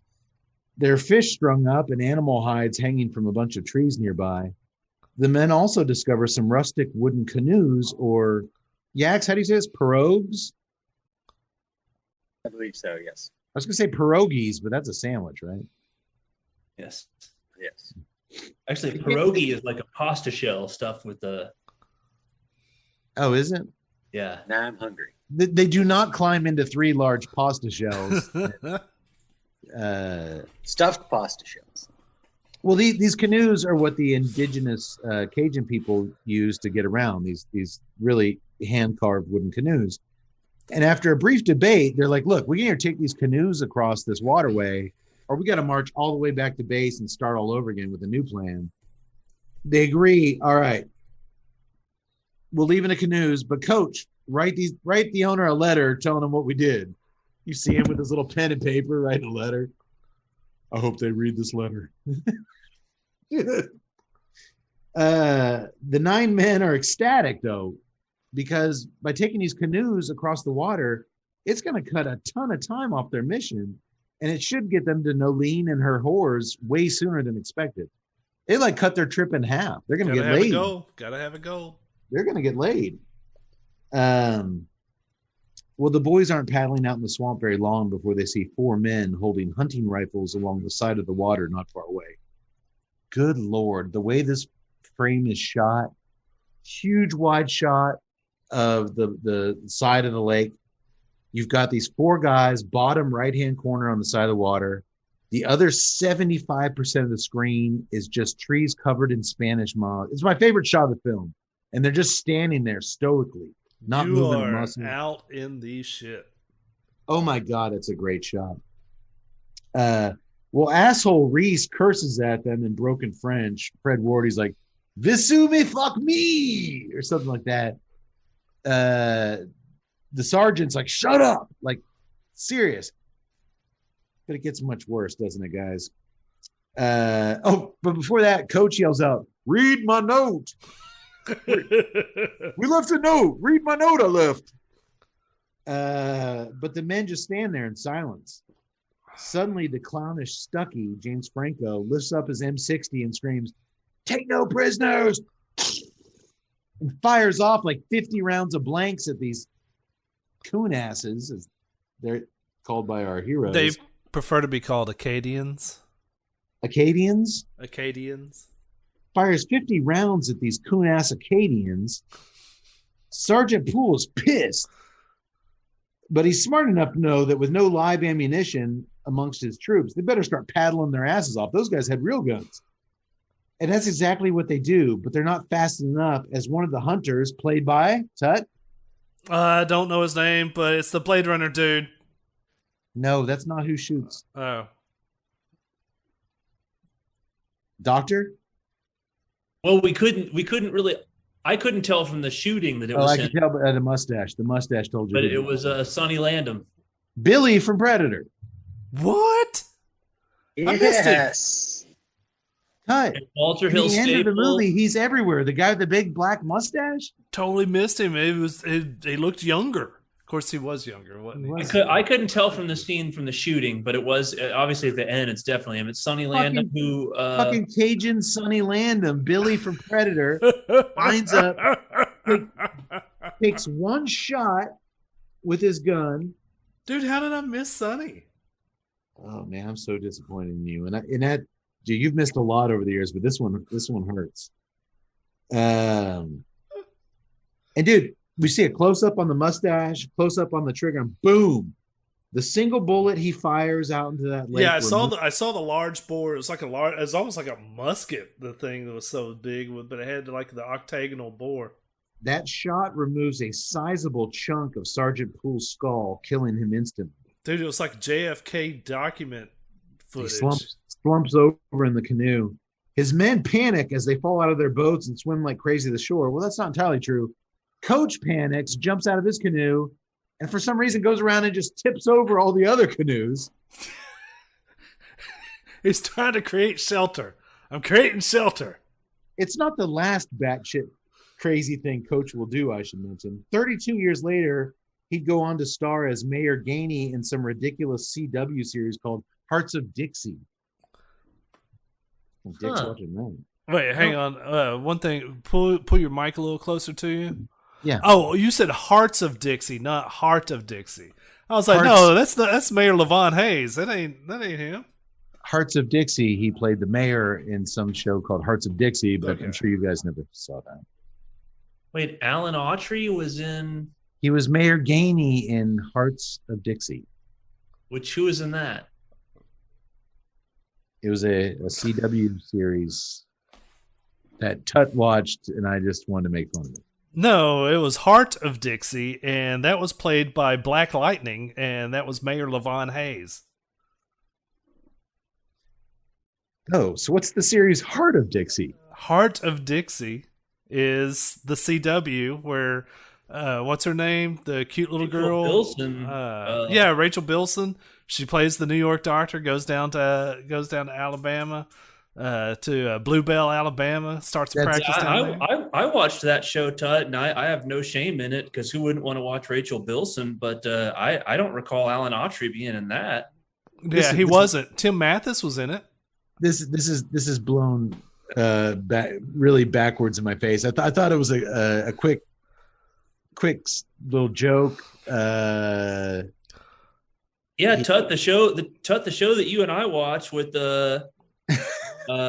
Rachel Bilson and Tim Matheson and Mayor Levon yeah. Hayes. Former football player Levon Hayes. Yeah, that was a good show. I don't recall Alan Autry being in that one at all. He wasn't. It was 5 seasons of pure joy. Look, he played Mayor Gainey on a TV show called Heart of Dixie. I'm gonna get to the bottom of this. And when I saw that, I was like, "Oh, this is a perfect example to."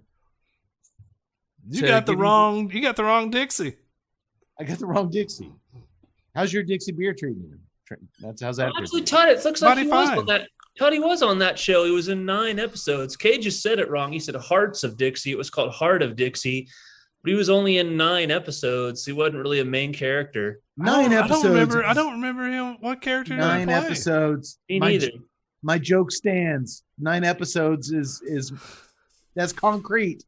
Well, can't- now I'm going to have to watch it again. It's fortunately it's your available. derogatory comment about a show that featured Rachel Bilson, Jamie King, Cress Williams, who was Deshaun Hardell on 90210, the great Tim Matheson. That your derogatory snide comments don't stand up. That's true. Takes a big man to say he was sorry. And we won't expect that from you. I'm not a big man. And all right, you know what? He'll do some other crazy stuff in tonight's movie too. Okay, can we just move on? Jesus. You brought this on yourself. Now I got to watch Hearts of Dixie, whatever the hell it's Well, called. that's not a show. It's Heart of Dixie with a singular Dixie. heart. Her That's name what I is. said. Heart of Dixie. No, you didn't. You said Hearts. You I'll said tell you what. I'm going to Hearts. help you out here. Cade. You dug this hole yourself. I'm going to pull you out of it because kind of guy I am. Walter Hill Staple or a theme. Yes, 48 Hours. He was in 48 Hours. No. A theme. After Sergeant Poole gets shot, the leaderless group. Yes. Warriors at the beginning, it's Cleon, the big badass Cleon. He gets taken down first. Yeah. So they've got to figure out who's going to reestablish kind of a leadership. And an aliens, when they first encounter the aliens, it's the tough badass Staff Sergeant Apone. He goes down first, and the lieutenant gets knocked out. So again, that's a theme that Walter Hill finds interesting, which is interesting. If the leader of the group goes down first and they're leaderless, now what do they do? And who's going to reestablish command? You're absolutely right, Doctor. Thank you. And I think that also happened on an episode of Hearts of Dixie. I think It did. Mayor Levon Hayes got the flu, and Again, Doc was out of town. Hearts of Dixie was never a fucking show. I said Heart of Dixie. You said Hearts right then. If you're going to break my balls, that's fine, but get your shit together. The proof is in the Jeez, potato. Kate, if you're going to break my balls, get your shit together. The little Do I need red to go Spader on this? Yes, you do. the little red apple cigar. It's got some sweetness like an apple. It's got the reddish hues on the wrapper like an apple. I can see why they went with the name. I'm entering the final third. I think you guys are too, from what I can tell. Man, for me, the roasted peanuts was such a nice note. The cedar is highly enjoyable, but I'm with you guys, man. That fruity, dried fruit, call it raisins. I'll go with raisins. It's not sweet raisins, you're right, Tut, but there is some sweetness there, Yeah. but it's subdued, but it works really well. It commingles really well with that cedar Mm-hmm. on It the really draw. does. And when the peanuts left, I was like, is it just gonna be cedar? And then boom, there came the raisins. For me, the draw, that pepper is non-existent in the final third. It's pretty much all kind of just a low-key earthiness and mineral. Yeah, I was about to say the earthiness really kind of picks up in that last third. That's what I'm kind of doing. I'm still got the cedar galore. I still got the nice little raisin on the retro hill a little bit. But yeah, that earthiness on the draw is kind of real picked up. Do you guys, while we're just talking about it right now, if you guys get anything more out of it, let me know. But do you want to talk price point? Yeah, let's go ahead. Okay. Yak Boy, you didn't make fun of me for my Heart of Dixie. No. Never watched the show. I don't get the CW. What is the price of the cigar, Yaks? Oh, When it was released, this was the only Vitola. This, I guess, this would be described as a Toro. They're going to be releasing 2 other sizes, I believe, this year. But this is it. It was their last release of last year. We don't know where the tobacco came from. We just know what the... Oddly enough, it's one of the few Southern Draw offerings that's not available at Smokers Abbey. Yeah, it is it's not a limited release, but I guess they got them out to where they could get them out. I will repeat, it's not like anything I've had from Southern Draw. But man, it's got some really nice flavors. The construction, as always, I've never had a badly constructed Southern Draw cigar. Yak Boy, lay it on me. And it's a slow smoking cigar. This thing's lasted a while. Yeah, I really liked it. That's a tough one. Don't forget, some proceeds go to help Native Americans. That is a good point. I'm gonna go 1050. 1050.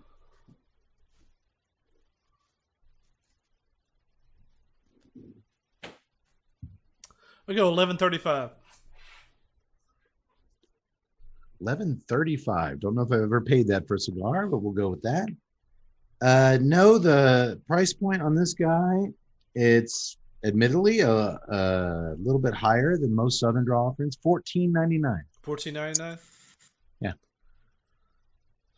Which, you know, I mean, Southern Draw is a lot like Roma Craft, and I always kind of thought of those two as, man, they're kind of top range stuff. When you go into humidors, usually around the $12 mark. So yeah, it's a little bit more. Well, when Robert tells me that there's a price formula for the cigar and everything is just a little bit, there's a margin on the production of it, and that's it. He goes, it's a hard fixed margin that they do on all of their entire lines. So regardless of whether you're doing the Rose of Sharon to the Manzanita, they're going to make the same profit off of that deal, and it's going to cost what it costs to make it. So I can definitely, I can respect that. So if he tells me it costs X amount of dollars to do it, then I understand it. And it's also, like you said, there's a lot of charity tie-ins to his cigars. Yeah. So I can understand that there's a little bump there. So yeah, I mean, I can understand the price point there. Okay. Yeah, me too. Now here's the question: would you pay $14 for this in a lounge? You walk into a lounge, there's all this. You got the Rose of Sharon over right next to it. You got the Cedrus next to it. You got the Manzanita there. So you're talking anywhere from the ranges of $9 to $14. What do you do? The Rose of Sharon and all its Vitolas is my soft spot for Southern Draw. I love that cigar. I'm going to try to fit it into our schedule this year, a different Vitola than we've had before. I love that cigar, but it does not pairing wise go with, you know, if I'm drinking something heavier. Yeah, that's true. That's going to blast the out there. And you know what?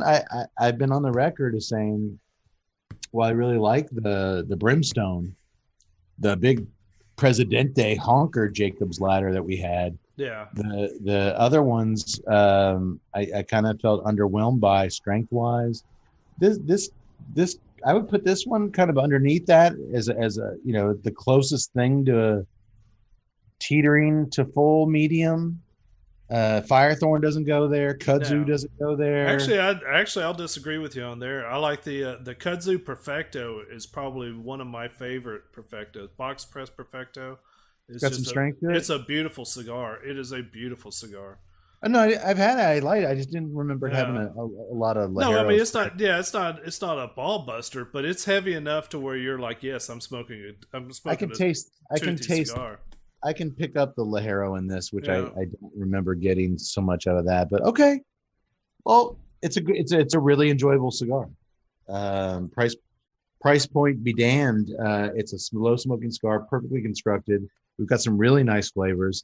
Anytime I can get roasted ballpark peanuts and some raisin like sweetness coming and going. I was surprised at that raisin, to be honest. Yeah, no, it's interesting. I like it. A lot of times you'll get that sweet raisin on the cold draw. You know, that's kind of nice. But I can't tell you how many times. Very rarely have I gotten it. You know, I can't tell you how many times I've gotten a delicious raisin like sweetness on the cold draw, and it never showed up whatsoever once I set fire to that fucking cigar. Okay. I'm going to switch beers here in a minute, Yak, so I'll need you to introduce my third and final beer momentarily. But let's get back to the film real quick. From here on out, the film becomes a type of morality play, exploring each character's flexibility with what they believe is right and wrong, and their very malleable concepts of teamwork and brotherhood. Whether it's whose fault it was that they're in this mess, some blame Stucky for shooting that M64 blanks at the Cajuns.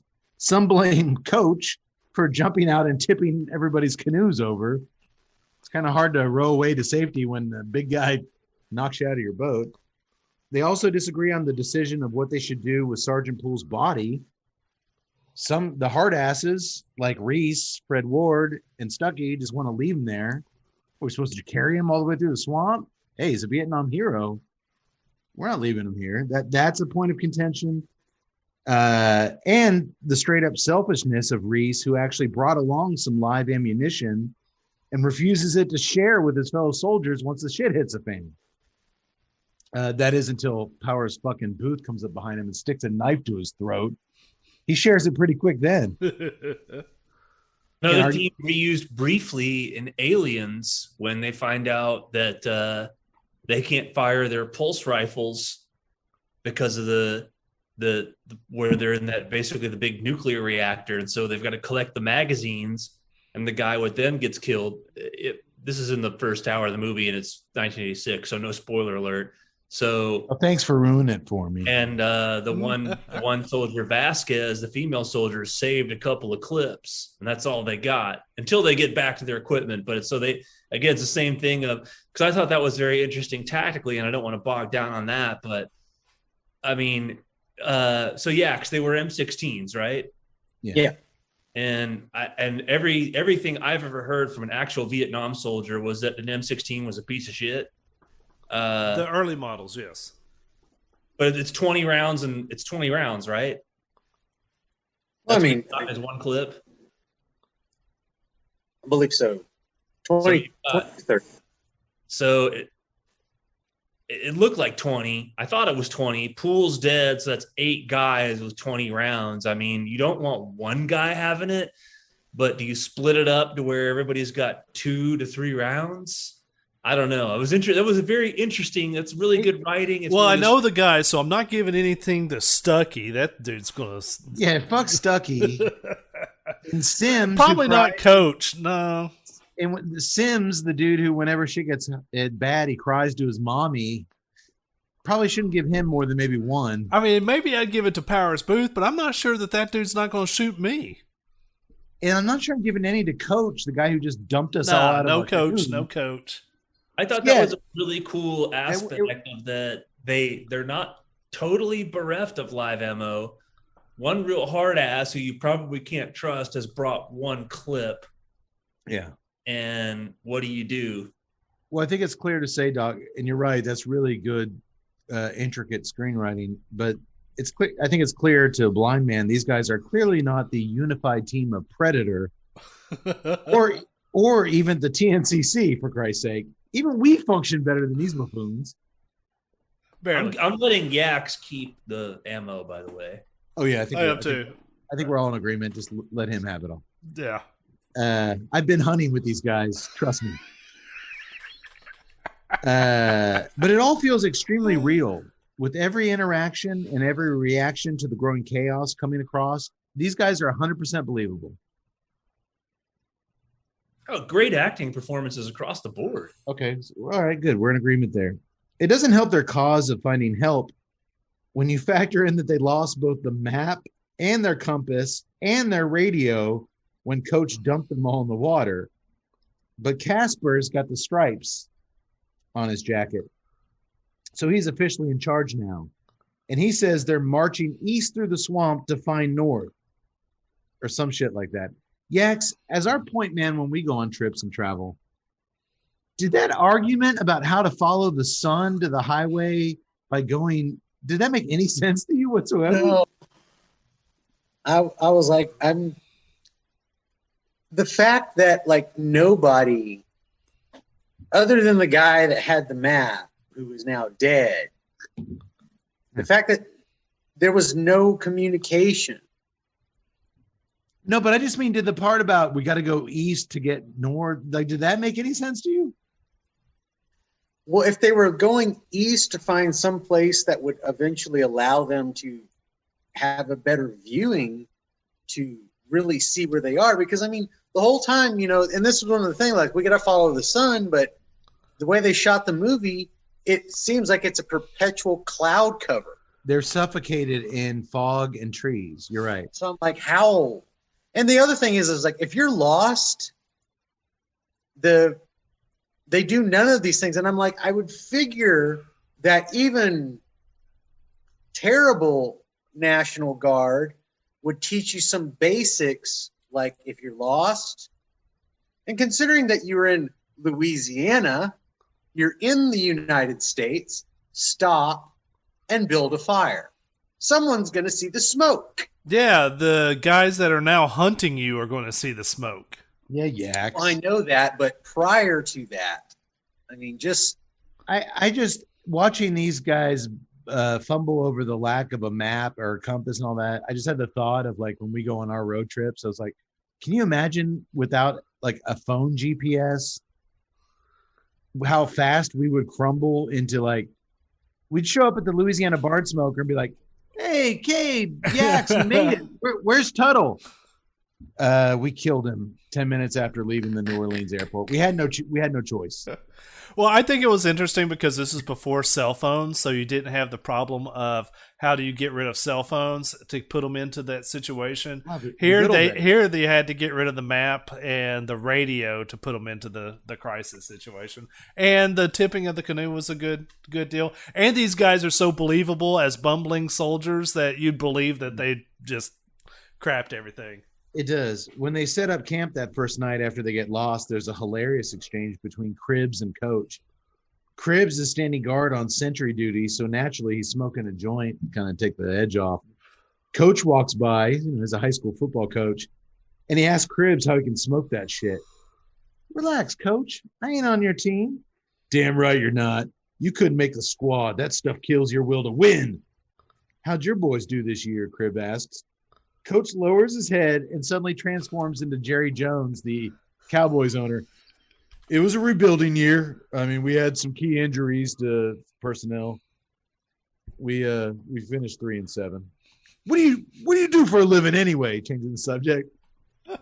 I pick up a little cash pimping here and there, but most of what I turn over comes from selling dope to high school kids. You're goddamn lucky I don't believe you, the boiling mad coach mutters. No, it's true, Coach. And some of my best customers are at Fremont High, and they were 10-0 this year, Coach. Oh, man, I love that actor playing Cribbs. That's good stuff. The next morning, they come across a small shack where one of the Cajun hunters is skinning some freshly caught minks. I almost wore my mink jacket tonight, but it's kind of balmy outside, so I didn't. It's a little warm out. Would that have got me canceled? Probably. Casper gives his men their orders to swiftly and quietly surround the shack in order to apprehend the prisoner. But Coach freaks out once again, like when he accepted that role on Hearts of Dixie. Wrong one again. Heart of Dixie. Damn it. Trying to be a dick and can't even pull that off. I think I worked it. I think I've got like 6 more references to that stupid show you guys watch, and I'm gonna get it wrong every time. You like how the show is stupid when Cade doesn't watch it, but if he watches it, then it can't be criticized. That's correct. I mean, Virgin River's got some okay scenes. No, it doesn't. Coach charges his way from the back of the squad like a madman, firing his precious live ammo up in the air. Dude, his only real bullets, and he fires them up in the sky. And when he reaches the shack and holds the one-armed hunter at gunpoint, the man is played by none other than Doctor Brian James. Are you sure it's Brian, Brion? I think it's Brion. Have you ever heard of a man called Brion? No, but I've never met a chick named Denise, but she's an actress. Not sure I see the parallel. Why would you spell Brian? Why would you spell Brian with an? Why would you spell Brian Brion? He's a limey. Oh, is he? Yeah, he's English. He knows what them fucking people do. Oh, I didn't realize he was English. Yeah. Oh, maybe it is Brian. I've always called him Brion James. Well, I mean, we can't ask him because he's passed away, but I've always said He Brian. has passed away, but most notably known, at least to me, in one of my top 10 movies of all time, Blade Runner. Blade Runner. He was a replicant. Walter Hill staple. He's in 48 Hours. He's in Red Heat. He's in Tango and Cash. I gotta tell you though, I'm just gonna the Tut Ponytail. He's in Tango and Cash. Yeah. Spoiler alert. I thought the best I've seen him is in tonight's movie. He acts more with just his face and his eyes. He really delivers the goods in this role because you got to now. Granted, he clearly has an arm strapped to his side. He's got this big ass jacket on with one arm, but it's a huge jacket. Like you can tell he still has an arm. But dude, he's so good in this. I liked him because he wasn't like. I mean, the problem with he's got that very distinctive look. But he wasn't like, crazy. He wasn't villainous. I mean, he was just a regular dude. It was just, I believed him that he was just some lone trapper, there down in the swampland. Well, the usually quiet, passive soldier Sims punches the kid. I want to correct my mistakes. I apologize. Brian James is not English. I thought he was. I'm sorry. He's from Tucson. He's American. Okay. I'm going to go with Breon then. I think his name is Breon James. You don't know why I thought that, but I'm going to go still with Brian because I've never heard of a male who named himself Breon. It's like guys who spell their names Geoff. My whole, until I was in my 30s, I called those guys Geoff. Geoff? It's Jeff. I'm like, well, if you want to be Jeff, why don't you spell it like Jeff? Jeff. If you're going to spell your name Breon, I'm going to call you Breon.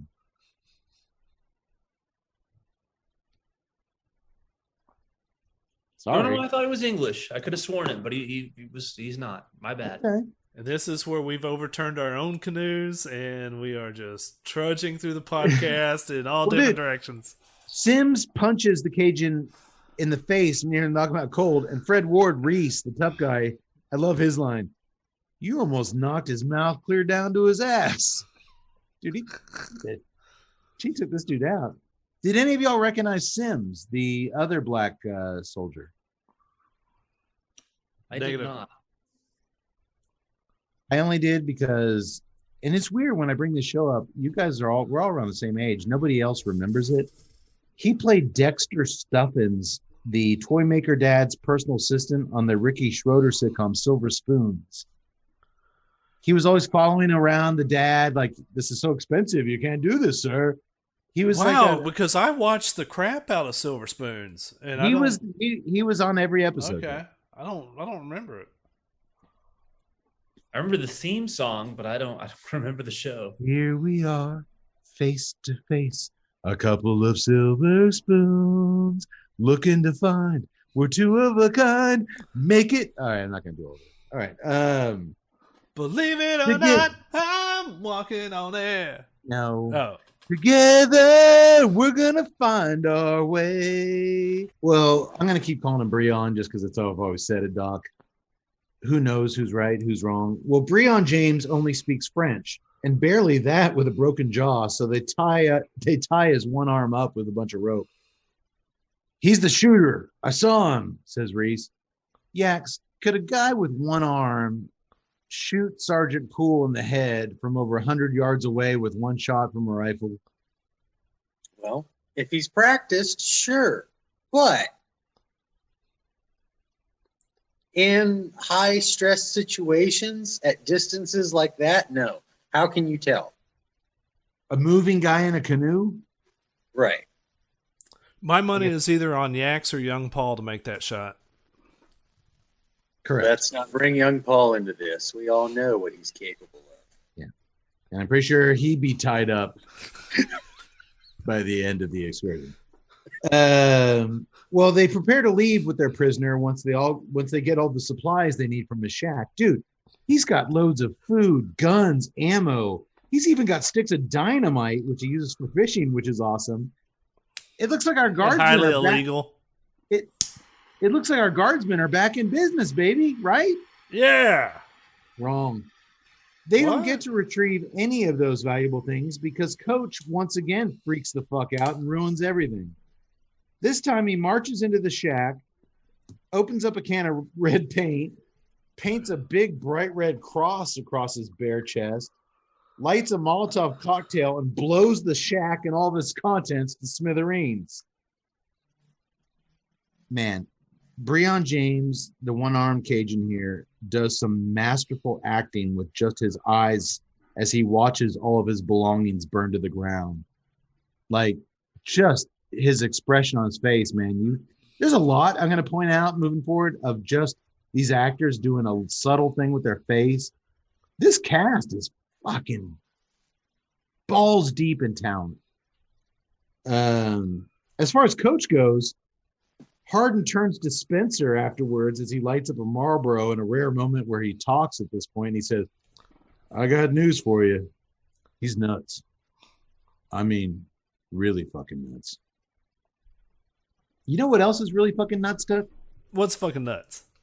The amazing variety of the absolutely sublime cigars produced by our friends over at Drew Estate. Oh boy, you ain't lying there. Hey, I've actually smoked a Swamp Thang cigar right outside the Louisiana swamps, thanks to the amazing Drew Estate Barn Smoker events. And God willing, I hope we get to do that again someday. And speaking of Drew Estate, let's talk about one of their newer offerings for a hot minute. Crafted by Level 9 Cuban rollers at the famed El Titan de Bronze on Calle Ocho, the Herrera Esteli Miami line is expertly rolled with a lavish Ecuadorian Habano Oscuro wrapper over a rich Ecuadorian Sumatran binder with select fillers from the Dominican Republic and Nicaragua. That's quite a blend. The new look of Herrera Esteli Miami features a rich black and gold package, and it's available in 5 sizes. I smoked the cigar many times, and it's truly one of Willie Herrera's masterpieces. So jump in your car or jump online right now and get your hands on some. What are you waiting for? Do it now. We'll do it right now, sir. Actually, we're running a little behind, so we won't wait for you, but you just go out and do it. And as we're giving shout outs, I'd also like to mention Cigar World. Cigar World is an online site for cigar smokers. There you can get cigar news, reviews, and a whole lot more. Also on the site is a cigar research panel called the Testing Lab. Doctor, you like labs. You're a doctor. You're a scientist. You get your ass over to Cigar World and get you in the testing lab. You can sign up, log in, give your input on new cigars by taking surveys and testing cigars. It's a really cool site. Go to Cigar World, check it out. I did, and I really liked what I saw. Check it out at cigarworld.com/testing lab. And let us know what you think. I dug it. You guys check it out and let me know what you think. I tell you what, I might be a little skeptical on that price point, but I sure ain't letting this thing go. No, I'm still burning this little sucker down to the nub. Real quick, Yaks, I've switched to my last beer of the night, and it's embarrassing. I'm just going to call it. It's an embarrassing pairing. Oh, the Saywin. It is Saywin Double IPA from Saloon Door Brewing. Of course, the Saloon Door Brewing from Webster, located in Webster, Texas, started back in the glorious year of 2009. The Saywin is a little bit of a powerhouse. It's 9.5% ABV. I'm glad I saved it for last. And of course, made by Saloon Door, which also has been here recently done by Tut. He had their Ridiculous as Fuck Stout. Oh, Yaks, I love you going back and researching if we've featured the breweries before. This is new from you, my man. You're showing some gumption. Well, we've been doing so many different beers, True. And they're all over the place. But this was a time I'm like, wait a second, I recognize this one, and I recognize this one. Did Tut like the Ridiculous AF? I did. You did. Okay. This is malt out the. This is such a malty IPA. Oh my God. But the good news is, I wish I had switched to this sooner. That rich maltiness is bringing the raisin out of the last inch of that cigar. So nice. This, a malt heavy double IPA. I can't imagine IBUs are very high on this, Yaks. It doesn't. I'm not getting that. Was a strange thing. I couldn't find anything on the IBUs. Okay, they're probably embarrassed. They didn't mention it. Yeah. So I was assuming because it was double IPA that it was going to at least be minimum 50. Maybe, but man, it is so rich and those dark, the dark fruity and the malts. It brings out the strength and the raisin in that last part of the Manzanita. It's a much better pairing cigar as far as working with the cigar than my first Louisiana beer. But here's why I picked it real quick. The funny story. So I'm looking around the beer store and I'm looking for something to pair with tonight's movie, and I see Say When, and I'm like, oh, that's a Powers Booth line from the movie tonight. So I buy them and I'm driving home. I'm like, what scene did he say when? Was it when he was trying to talk Spencer into overtaking the crew, and he's like, we need a new leader. Say when. And like, so dude, I called the doctor and he's like, I don't remember that line. And I go home and I spend 30 minutes scrolling through the film on Amazon to all the scenes where I think he might say that. He doesn't say it. And there's commercials, so I got to wait like 3 minutes. I'm like, fuck. And then it dawns on me. It's a line from another Powers Booth movie. It's in Tombstone. Say when. When Doc Holliday's fighting Johnny Ringo, Michael Biehn. You're a daisy if you do. Say when. Say when. I totally fucked up this pairing. Yeah, but you got a Powers Booth movie. It's Powers Booth. It had Powers Booth in that movie. Powers Booth related. There's still points for that. But dude, I totally fucked that up. But man, it is a Well, when you sent the picture, that's what I thought. Like, oh, Powers Booth was Tombstone. That's a Tombstone reference. It all works out. It looks malty. It is. Say that beef is your Huckleberry. It is. I'll be your Huckleberry. It is rich and fruity and sweet, and man, this thing is. I might have to try that. You're making a good advertisement for them. Hey Tut, say when. But you know what? I went on to think about it, and actually, I get an A+ for scoring because I remember I was talking to Yak Boy months ago. I was talking to Yak months ago, and I was like, you know what? I'm thinking about we should probably feature Southern Comfort as a movie on the show. And Yak said, "Hey, say when." Would you like to grade your own exams, Tut? Don't you remember that? I've got the beer that was actually in the fucking movie, but he gets the A+ tonight. Don't you remember that, Yaks, when you said "say when" to Southern Comfort? Yeah, I remember it. We were watching Hearts of Dixie. I never heard of that show. It all just ties together. It ties together. As they continue their march if they find the highway, if they find the interstate, they're going to find people as they continue their march to the highway. Which my only question is at this point, because, like I just mentioned earlier, if you're lost in the woods, stay in one area, build a fire. Yeah, but they're being hunted. A fire is going to signal the hunter. They literally burned the dude's house down. If that was they're lost at this point, that was unplanned. The National Guard is looking for them. Someone will say, hey, there's a fire over there. Maybe we should send a helicopter. Well, the copters didn't come when they blew the shit out of that shack with 1 million pounds of dynamite in it. But that's what I'm saying. That didn't turn out so good. Someone should have showed up. Well, anybody. They suddenly, as they're marching through the swamp, stop dead in their tracks. They find 8 dead swamp rabbits hanging upside down, one for each soldier. It's a sign, boys. Those vindictive coon asses are onto them, aren't they, Doctor? It may very well be. And sure enough, what follows, after the guardsmen get even more lost in the endless swamp, there's a very tense scene where they hear hunting dogs growling in the distance. Some of the men rejoice. They think this is a good sign, as hunters can help show them the way out of here. Boy, I heard that, and I was like, those dogs ain't hunting. They hunt you. But as the dogs get closer, they sound angrier and angrier until a pair of huge black muddy... Were those Rottweilers? Those are Rottweilers. Yeah. I didn't realize Rottweilers were hunting dogs. Rottweilers burst through the trees and pounce on the soldiers. They're tearing at their arms and legs as the men try to beat them off with the stocks of their rifles. They look like demon dogs. Too bad they weren't issued bayonets, right? Oh wait, Oh, right. we'll find out later. They did have bayonets, but they didn't use them because these guys are a bunch of doofuses. Eventually, the dogs retreat after getting hit over the head with these guns so much, but not before they took chunks out of the arms of Powers Boots Harden, Cribbs, and the jackass Stuckey. Tough guy Reese starts wailing on the one-armed prisoner, and when Spencer interjects, this causes more. He's like, enough, these aren't his dogs. It causes even more infighting among the men. These guys are constantly bickering with each other. And when Reese says, you and I have a day, I'm gonna get you. You know what days you do? Harden looks at him and says, say when.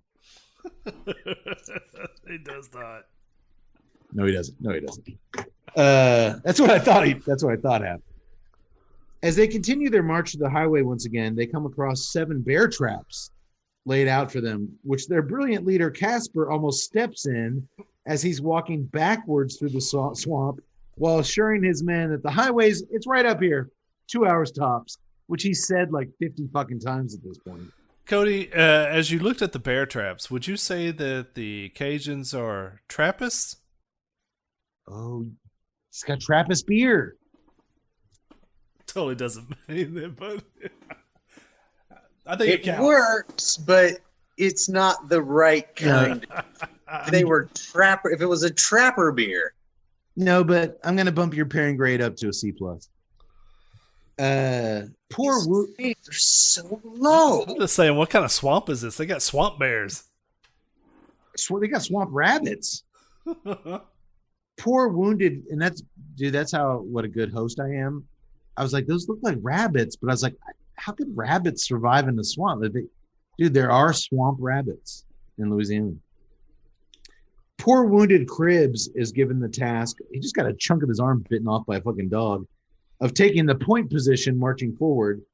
And soon after this unfortunate assignment, a makeshift board full of sharpened spikes springs up out of the swamp and kills him immediately. Later, Cribbs. Well, carrying 2 corpses is out of the question for these guys. So they bury both Cribbs and Sergeant Poole, who they've been carrying around on this makeshift stretcher, and set up camp for the night. Spencer tries to talk to Casper into releasing the prisoner. Maybe that's all these hunters want. They want their friend back. Maybe we let him loose and they'll quit bothering us. But Casper says, no way, this guy is going on trial. We're bringing this prisoner in. When Spencer calls his commanding officer Casper a dumb asshole, the usually sheepish Casper punches him in the face. I just punched my microphone. That settles that for now. Casper's still in charge. Dude, that actor playing Casper never really went on anything. I thought he looked a lot like Simon Pegg with a mustache. But he's good in this. He actually is. He plays the part nicely. He plays it great. He's a really good actor. He kind of reminds me of the lieutenant in Alien 3. The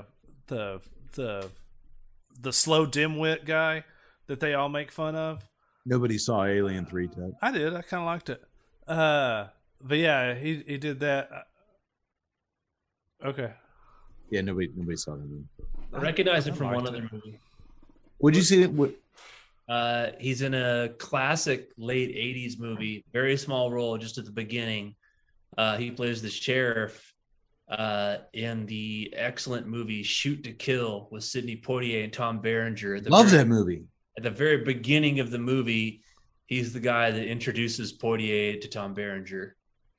All right, I forgive myself for not recognizing. Dude, that movie is fucking amazing. Phenomenal movie. We should do it if it was available to watch, but I think the last time I looked, you can only watch it on the internet. Yeah.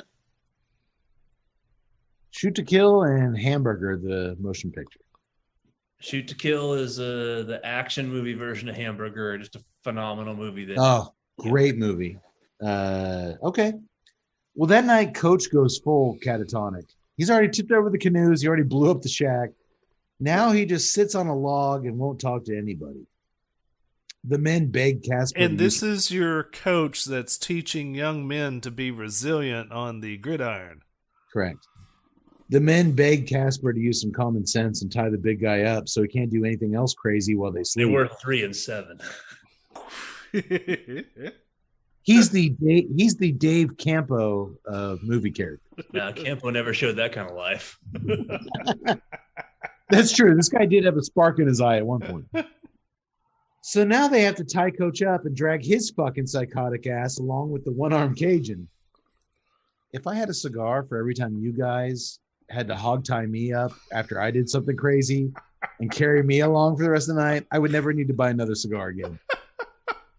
Tie him up, tie Kate up. Get him in the trunk. Cody's like, I got 40 feet of rope in my bag. Get it. You need rope. You just don't know what you need it for. I don't mean to be crazy. I'm just, trying to have a good time.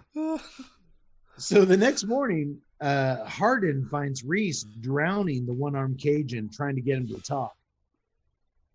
Hardin tells him to back off. He doesn't, so Hardin goes over and kicks his fellow soldier off the hunter, and Reese pulls out his knife on Hardin. Powers Booth stares at him.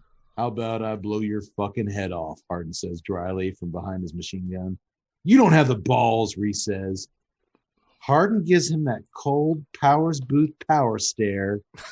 And did you guys if you blink, you'll miss it. At the end of that shot, staying on Powers Booth, he gives a little smile. Go back and watch it. Yeah, folks. I missed it. Watch it. Dude, it's just the cold, but at the end he gives him a little smile, and it's go time. Because Powers Booth means business. He always means fucking business. Hardin throws his machine gun at Reese, pulls out his blade, and they start a good old knife fight. As the men dance circles around each other, waving their weapons, the one-armed hunter pops up and starts cheering Hardin on in French. Come on!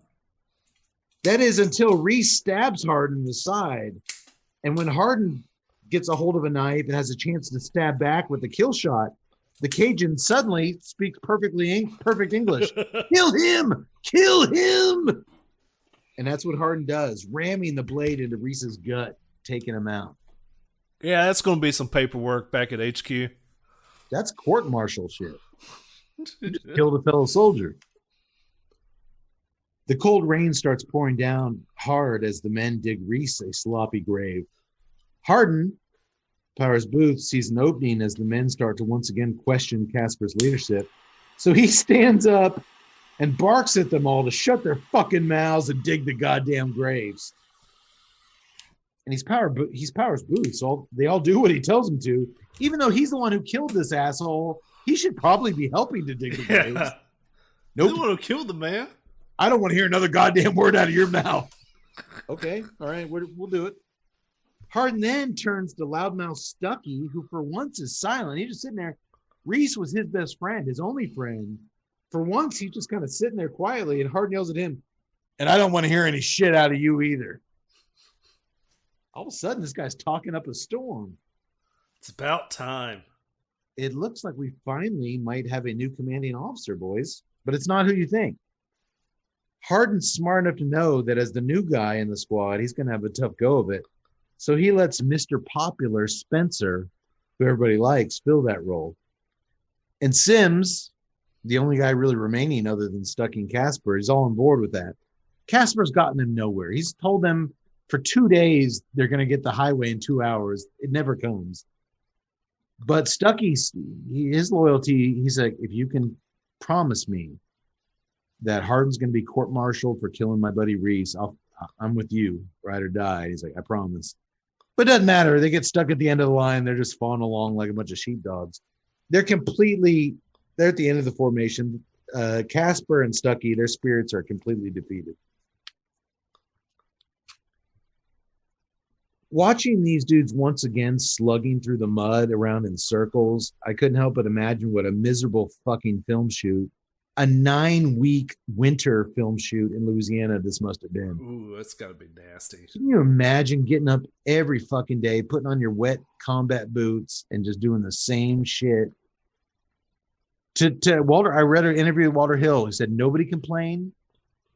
The hardest part was cinematography because they get a camera set up and it would start sinking down into quicksand and they'd have to hurry up because like there was no hard ground. But it's like the actors never bitched. Everybody was a pro. That's what he said was so disappointing. It was considering the conditions, it was such a good shoot. And then nobody went and saw the movie. Sims hears some crackling sounds and sees one of the hunters running through the trees in the distance. So he starts firing blanks like they're real bullets, but they're not. He runs and runs, and the men all have no choice but to turn around and follow him out into the open body of water, where they discover all 3 of their dead friends strung up to a tree. The Cajuns dug up all the dead guardsmen and tied them up to this tree. I always love this move as a fear tactic move. It's Mama! Like a lot of Mama! Sims cries out. He's kind of a sensitive soul.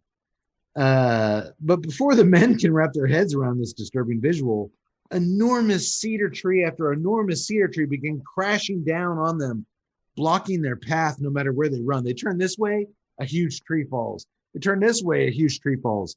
Talk about a fucking trap. This is like take a lot of time to set up. yeah, no doubt. these guys are expert trappists. By the way, I'm pretty sure those were cypress trees.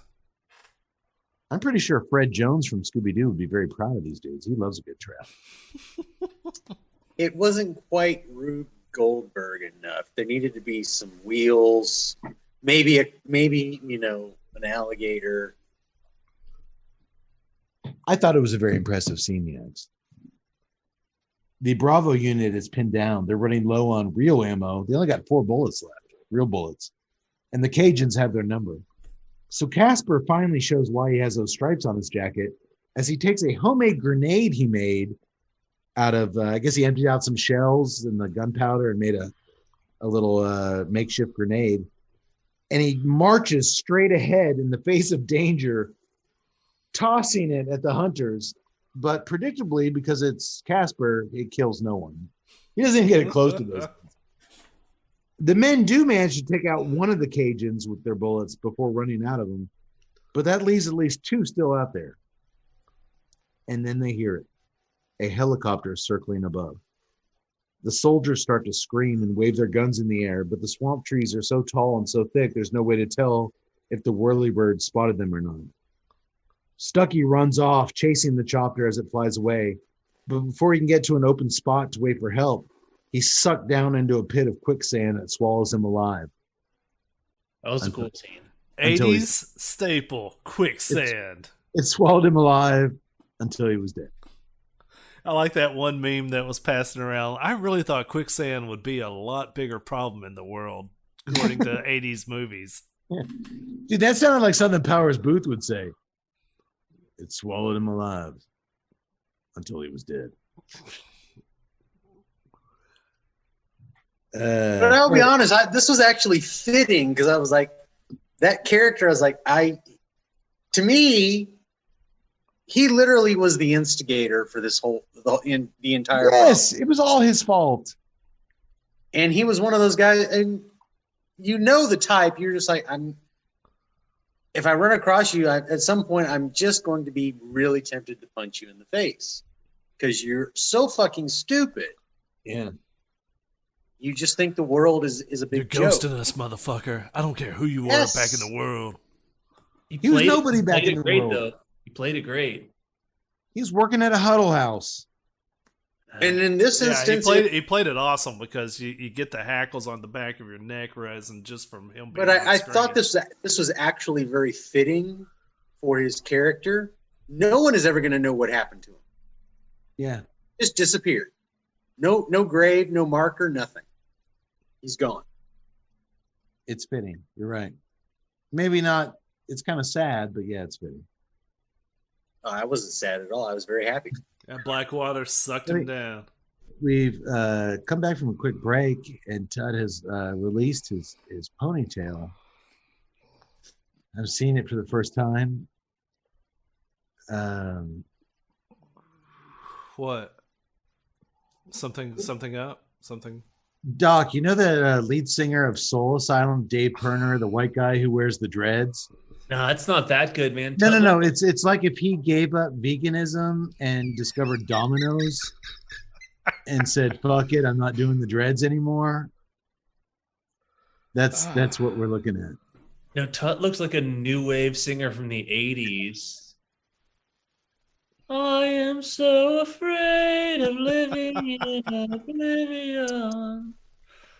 Just He what? looks like I've been thinking so long. he of looks like the these guy that pictures gets of Robert. you. He looks like the guy who's He in is charge. Robert Smith. He looks like the guy who's in charge of getting Robert Smith from The Cure's black clothes dry cleaned.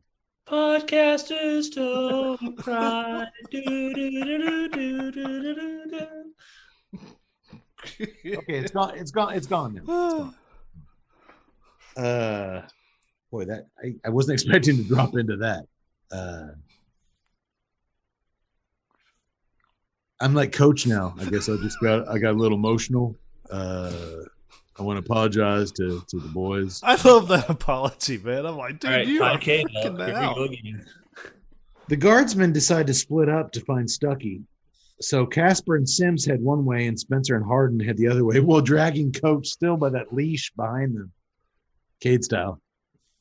It's not long before Casper spots 3 Cajuns up ahead and he orders Sims run back to the others. I got this. Casper screws his bayonet on the end of his rifle. Where was that shit with those dogs? And in slow motion, dude, this movie uses, that's what I miss about 70s, 80s, early 80s movies. They used every editing trick in the book. Slow motion. There's a scene earlier where they show them talking dialogue superimposed over them marching.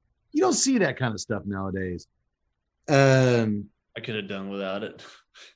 Well, he marches towards them in slow motion and just trudging through the swamp. Where he's met, he reaches them and they have guns. So each one of them fires a round into Casper and he's dead. Sims looks back and sees Casper's body floating in his corpse floating in the water. And he totally pulls a Dante from Clerks. I wasn't even supposed to be here today. I wasn't even supposed to be here. Well, yeah, you were. It was your mission. Like Right, yeah, you were. But he is there. And as a result of him being there, they shoot his ass and he's dead. One shot to the heart. Sims is dead. These Cajun boys is good shots. They're Yeah. hunters. They're hunters. And now, as night falls, we have a battle of 3 versus 3. But you really can't count Coach. So our heroes are officially outnumbered 2-3 for the first time in the film. Spencer and Harden get to know each other a little better as they get some rest. Spencer even jokes about looking up Harden's wife if he were to survive and Harden didn't. Powers Booth, she has a good sense of humor. I don't. I like that line. I said she had a good sense of humor. I don't. At the end of the conversation, Harden makes one thing crystal clear to Spencer. He wants to live, and he's going to find a way to do it. At the crack of dawn, the men are awoken by the sounds of a rumbling train. Turns out where they slept that night was right beside a railroad bridge, and they didn't even know it. It was dark. Somewhat understandable, I guess. I slept on couches. I didn't know whose house I was in. Spencer and Harden run towards the bridge to hop the train, but they're stopped in their tracks when they see Coach hanging from a noose underneath the bridge. Then they hear the crack of a shotgun, and when they look up, it's the one-armed Cajun standing atop the bridge aiming down at them. In perfectly fine English, he tells the guys that he's not going to kill them unless he has to. He actually gives them instructions on how to get out of the swamp. And when Harden demands to know what's going on, the Cajun ends it with, I don't do a Cajun accent, so bear with me. It's real simple. We live back here. This is our home, and nobody fuck with us. Harden then demands to know who strung Coach up, and the hunter shoots at his feet.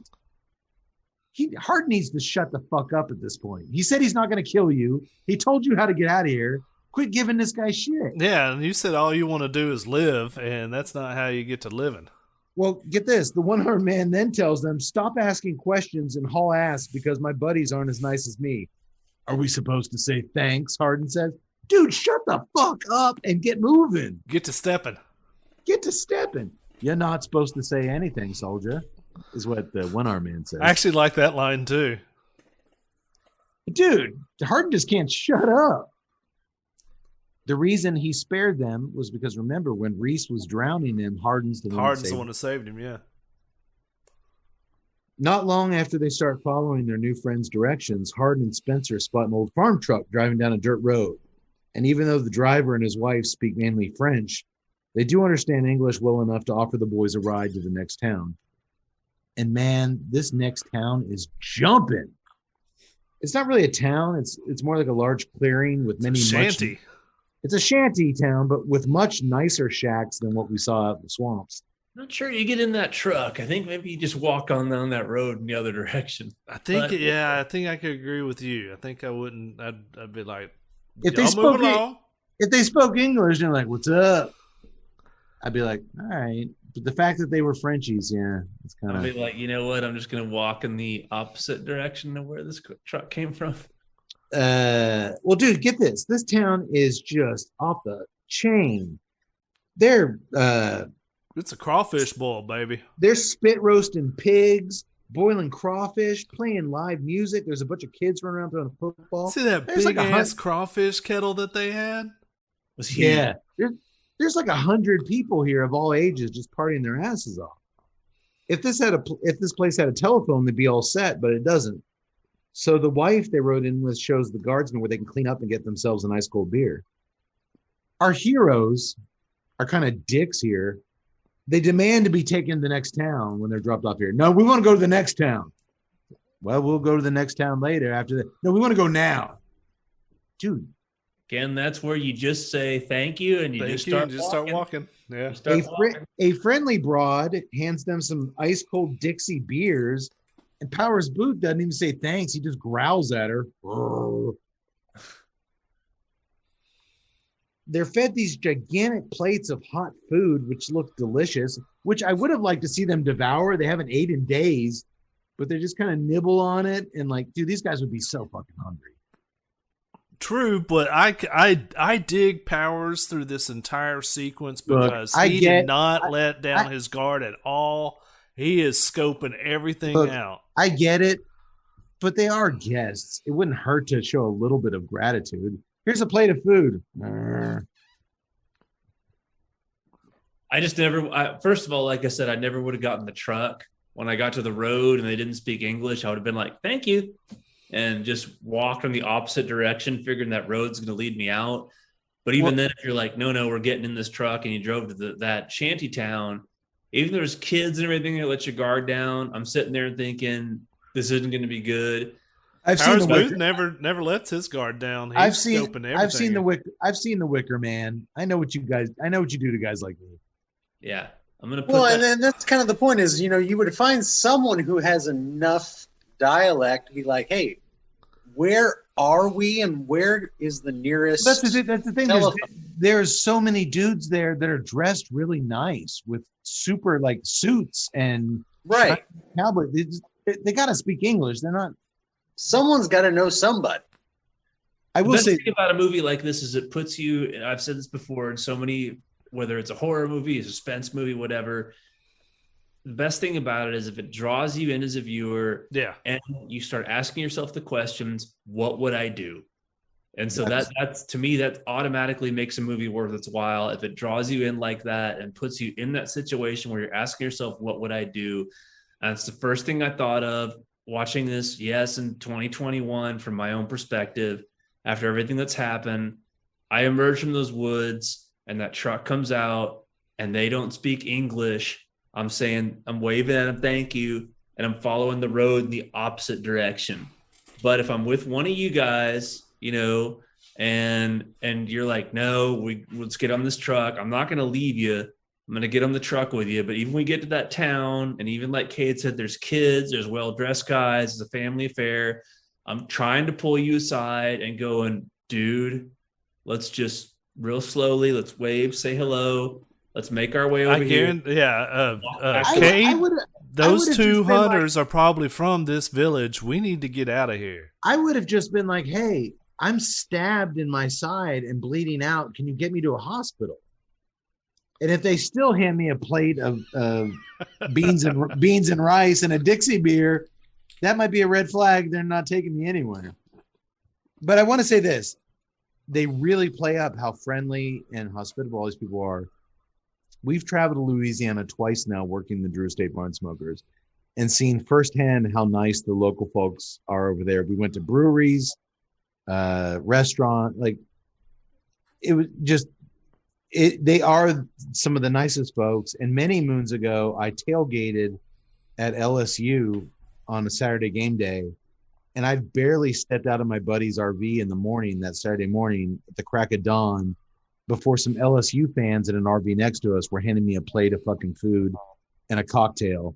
They are the most friendly, my experience, they are the most friendly.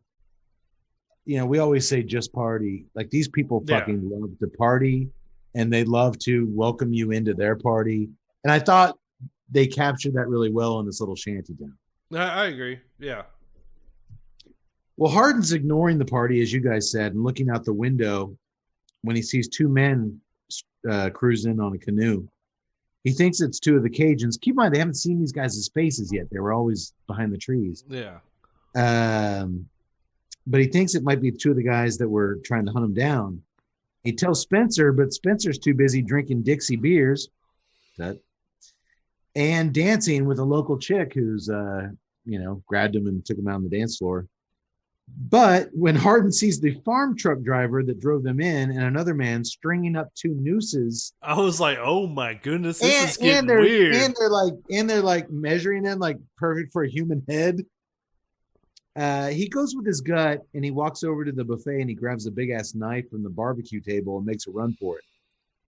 That is until he gets outside the shanties and Sonny Landham, Cajun Sonny Landham, sporting a gloriously, I think, fake mustache. There's no way that thing was real.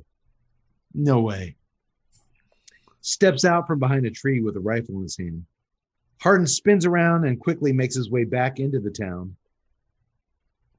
That song, that fucking band is playing, that Cajun music, never ends. And I love it because, like you said, you use these sounds of the environment that you're in to really just crank up that pressure. They've been playing the same fucking song for 10 minutes. They're like the band Tool with cowboy hats and little boots.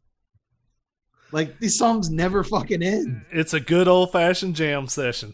The repetitive music like you just said, and the clapping of everybody, it actually adds quite a bit to the tension and the, if you want to get fancy, the mise-en-scene of just building this thing. You start to go a little crazy as an audience with this music and the clapping. Imagine what these soldiers are feeling. They've been through 3 days of hell, and that's all they're hearing. Oh my God. As Hardin goes from shack to shack hiding, and Spencer finally realizes my buddy's gone. I should probably go look for him. And he begins roaming around the town looking for his fellow soldier. The cutaways, while all this is going on, Walter Hill cuts away to the locals shooting these giant caged pigs in the head and then slicing their bellies open and letting the blood pour out.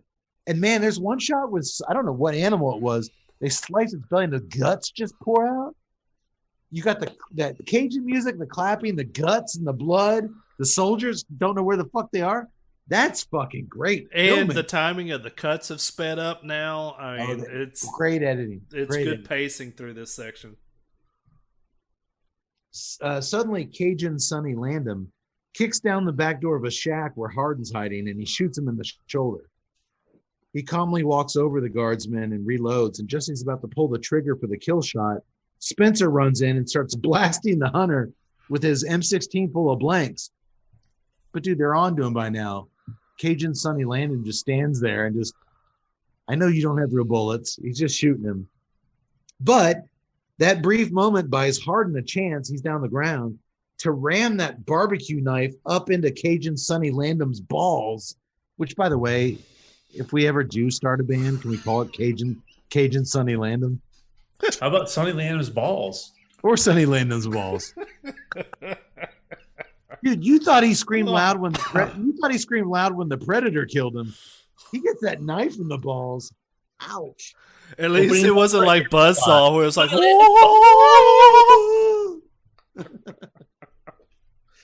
Another hunter chases Spencer around, and when he has him cornered, Hardin, dude, they're looking out for each other now. jumps in from behind, and Spencer, guess what? He has a bayonet now. He starts just digging that bayonet into that dude's belly like a dozen times. Again, could have been useful when the dogs were attacking. The two soldiers exit the shack, and Spencer helps his wounded friend as they slowly make their way across the town square, or whatever you call it in these little things. Suddenly, a military helicopter appears overhead. The men trudge back through the swamp to follow the chopper's path, and they come to the edge of a clearing where the whirlybird is landing amongst several military vehicles and National Guardsmen. That's a hard sentence to write because it's all helicopter heavy.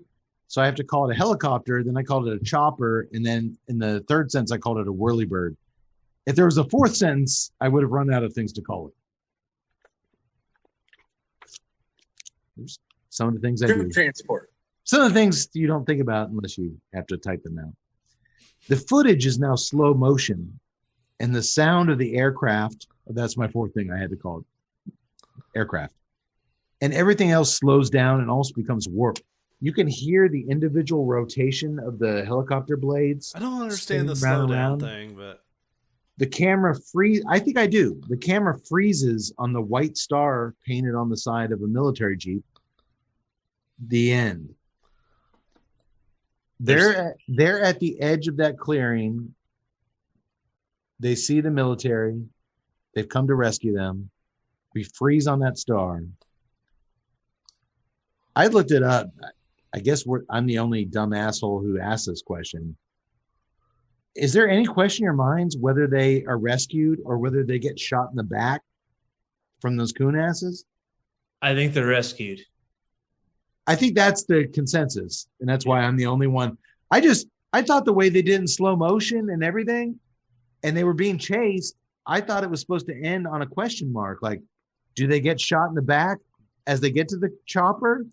Or why not just show them get to the chopper if they get to the chopper? Well, I mean, the question is that close to all those military. You don't think those Cajuns want to get blown to bits? Right. Given the circumstances at that point, yeah, they're not going to do anything because then they're going to draw attention to themselves. Right. When you see the star and you realize it's a U.S. military truck and the chopper's up there, it's over. They're safe. Civilization has come. So they made Are it. they safe? Because now, my question is when I saw this is what questions will they have to answer? Oh, yeah. Here comes the paperwork and y'all's asses in Leavenworth. Well, basically, I think can tell whatever story they want to. I think the answers. I'm a doctor. I think the answers are easy. Everybody died because of those Cajuns. Yeah. Hardin didn't stab Reese. They stabbed Reese. There's no ambiguity. Nobody died. Everybody who died was because of. Are you telling me 3 Acadians in a swamp took out your entire platoon? Oh, come on. The guy that's in charge knows they're a bunch of dipshits. They're True. That's when I would have turned into full butthead. Those are like other dudes.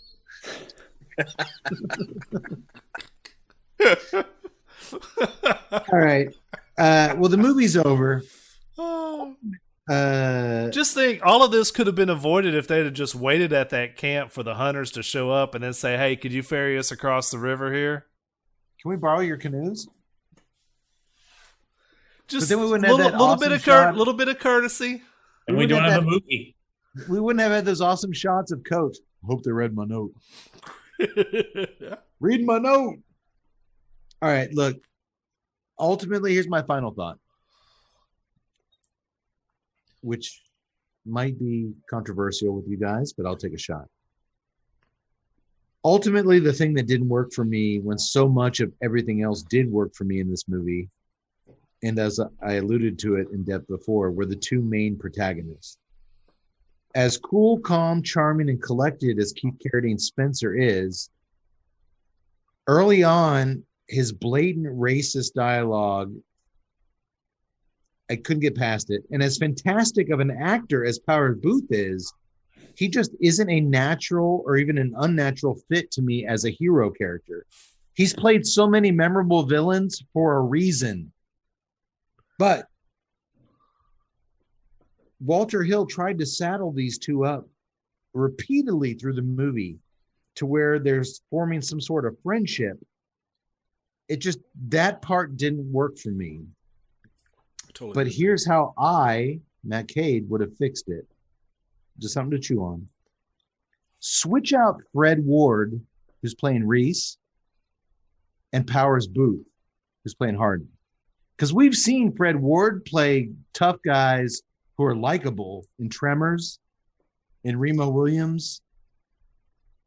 Powers Booth is just, he's stone cold, man. You make him the guy who we want to root for. Make Powers Booth the ultimate dickhead. Switch those two actors, and I think the movie would have been, don't get me wrong, I don't want to change this movie. It's great. But I think it could have been really interesting if you change those two casting. But I'm not sure that the point was to make them heroes. I don't think that you were supposed to be rooting for these guys to beat the crap out of the Cajuns. And I will disagree. I think Powers can do stuff. He played perfect in The Colonel from Red Dawn. He's just a tough hard ass, but he doesn't have to be a villain on it.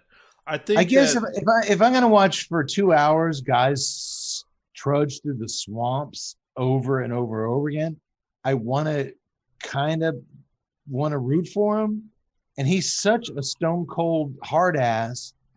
And the other guy dropped a bunch of N-bombs in the first 5 minutes of the movie. I'm like, why not?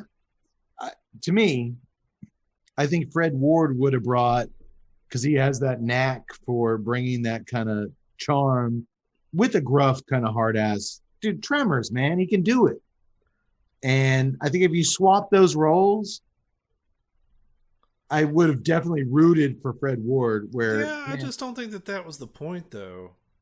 You're right. A decade before Tremors, so we really don't know what a lot of these guys can do. And I think the idea was just to show that I think we are rooting for them. I just think that the idea is that they're flawed. There's no white hat John Wayne, and that's what got me back to my previous comment, Doctor. I wouldn't change a thing because it's rare, especially today or in the last 2 decades, that we get a movie with imperfect heroes, and that's what this movie is. We have imperfect protagonists and flawed dudes that are the good guys. And that's interesting. So yeah. I'd leave it alone. But I kind of thought that would be kind of a cool angle to explore. But yeah, we need movies that are complicated and the good guys aren't all fucking clean cut Brendan Fraser and the Mummy with khaki pants running around with no scars on. Yeah, I mean, back. because frankly, you can make a case that the Cajuns were in the right here. I mean, it was their home. These guys are interlopers into their territory. They thought they were being fired upon. So exactly. When they shot Sergeant Poole, it was self-defense. Exactly. And then before you could clear that up, you went off and blew up their fucking house. And you kidnapped their brother. Yeah, punched him in the face. These guys could probably make a case for it. Yeah, no, that's an interesting point. I like it. I think you kind of hit the nail on the head there. That it's a complicated movie, and there's definitely room for complicated movies. It's a complicated movie in today's times. It was actually, if you were smart back in '81, is complicated just because of the nature of the characters. But I loved it all. Can't quite break out of the Deliverance shadow though, because it was the same way. Those were 3 canoers that were going up into hillbilly territory with their big city ways that weren't respecting the locals there. Yeah, but nobody gets slammed in the ass. So That's true. That is true. And Burt Reynolds would have rocked as Harden. Yeah. Just the fact that nobody gets raped makes it not a. And in that showdown with Cajun Sonny Landham, he could have peeled off his mustache and thrown it like a ninja star, and Sonny Landham could have peeled off his mustache and it would just meet in the middle. Did you guys, Doctor? Did you ever see the Kevin Costner's Wyatt Earp movie? I did not see that. You did, Tut? Yeah. I came across this fun fact, and I never do this, but I was like, that's weird. Powers Booth, who played Hardin, and the Weasel, who played Stucky, they both played Curly Bill. Obviously, Powers Booth in Tombstone. Stucky played Curly Bill in Wyatt Earp. I did not recognize him. What are the fucking odds of that? Yeah, I did not recognize him. Yeah, I never saw that. I never saw the Costner Wyatt Earp. I didn't. I never saw it because Tombstone is a perfect movie. It's worth it from a historical standpoint, the historical portrayal of it, but don't try to compare it to Tombstone. Yeah, no. Tombstone is box office. Yeah. Just gold. It's gold. It's great. Right now, I really either want to watch Tombstone or binge watch Deadwood tomorrow. I can't make up my mind which. You can't go wrong with either. Yeah. I never saw Deadwood. Is that with all the cussing? Yeah, you cocksucker. You would have liked it. Take it easy. I didn't do anything to you. No, they dropped cocksucker like every other sentence. And picturing Tut going inside tonight, be like, cocksucker was busting on Heart of Dixie. I said it right. I said Heart of Dixie. That is correct. Finally, after 27 miscues, you would have liked Deadwood. Powers Booth is great in it, and he's one of the main characters. I love Powers Booth, and I was just. I like Carradine's Hickok in it too. Carradine's great. You got Tim Oliphant. You got Oliphant does it. The Lassie from Psych is in it. Plays the guy who owns the mine in season 1. I'm not gonna. Then you got Brad Dourif. Yeah. Okay. And dude, Ian McShane is fantastic. It's good all the way around. All right. Well, I mean, it didn't overstay its welcome. It only did 3 seasons. Well, hey, C.W. Harris, you were right. We did have fun with this one, and we actually, I love these. It's usually the older movies where we get to talk smart and sound like we, know a thing or two. Any movie where the majority of the characters aren't in bikinis, we tend to sound like scholars around here. But no, this is a fun one. The cigar, the Manzanita, was something definitely different from Southern Draw. Give it a thumbs up. Yeah, absolutely. Man, I really like that raisin sweetness and the cedar. We had a bunch of beers. Tut, your Dixie beer was just. Yeah, I'm going to give you a thumbs up on the Dixie beer. Thumbs up on the Dixie beer. Thumbs up on the Dixie beer. He's canceled. Yaks, the Spencer Trappist. Very good. I highly recommend it. Okay. I'm going to try that. I'm going to try that. Ale. It did not complement the cigar, but it stayed out of the way. Right. I mean, there wasn't wouldn't say that they had any sort of, flavor tie-ins, but it was it's a solid Trappist ale, and it would go pretty much with any cigar. Well, the beer I can only remember from tonight that actually enhanced the cigar and brought out that raisin and brought out some of the richness was the Say When, which when Robert Holt from Southern Draw asked us if we were going to feature the Manzanita, I remember telling him, say when. Pairing grade A+. Well, boys, this was fun. Thanks everybody for joining us. We had a great St. Patty's Day episode. Now we're back on track with just some normal stuff. Finally checked off Southern Comfort from the bucket list. I'm glad we did. Can't believe we never saw this movie before. Tut, do what you do best. He looks like Melvin from the Toxic Avenger. All right, so looks like Buzz from the Melvins. You can join us on Twitter at TNCCcast. You can hit us up on Instagram at TNCC_podcast. Getting a lot of good-looking traffic on the Instagram to go along with our good-looking photos. You can join us on Facebook, Tuesday Night Cigar Club. You can smash that like button and subscribe to us, Tuesday Night Cigar Club on the YouTubes. If you're going to do some shopping for some fine cigars, you can click on the famous Smoke Shop banner at the Tuesday Night Cigar Club website. It will automatically input the code TNCC20, and if you spend $100, you get $20 off of it. And then if you're going to do some shopping on Amazon, you can also click on that Amazon banner, do your shopping from there. It helps us keep the lights on and pay the bills. Listen to Tim Burton. He knows what he's saying.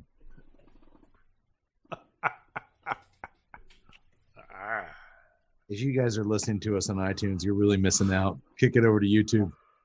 Tut's hair is glorious. Glorious. Keep it going, brother. It's going to be good. Good. We will return in 2 weeks. I don't know what we're doing, but I have a hunch what we're doing. I think it's going to be pretty fun. In the meantime, may the wings of liberty never lose a feather. I'll give you 2 of these. Sayonara, motherfuckers. See you next week.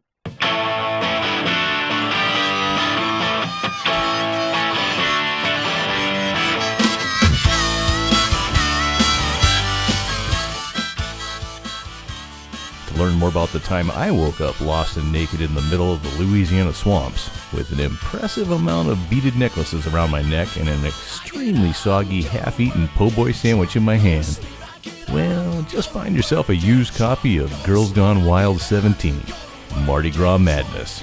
Because when I finally emerged from the bayou, I was horny as hell, and the lucky ladies visiting from Stephen F. Austin University were more than ready to party. I mean, I may have been covered in mud and Spanish moss, but after all, I was still Keith fucking Howell. Go Lumberjacks. But, in the meantime, you can learn more about the cigars enjoyed on tonight's episode by visiting southerndrawcigars.com. For more on O'Brien's Irish Pub, the live music leader in Central Texas, please visit o'briensimple.com and download their free smartphone app, where you'll find full beer listings including over 40 on tap, menu information, and a calendar of upcoming live events. To listen and purchase music heard on tonight's program, check out www.fritzbeermusic.com. Thank you for listening to the Tuesday Night Cigar Club podcast. This is Keith A. Howell saying until next time, friends, unless we see you sooner at the pub. So keep it smoky, and for God's sake, keep it ballsy as well. Go to work, get drunk, go to sleep.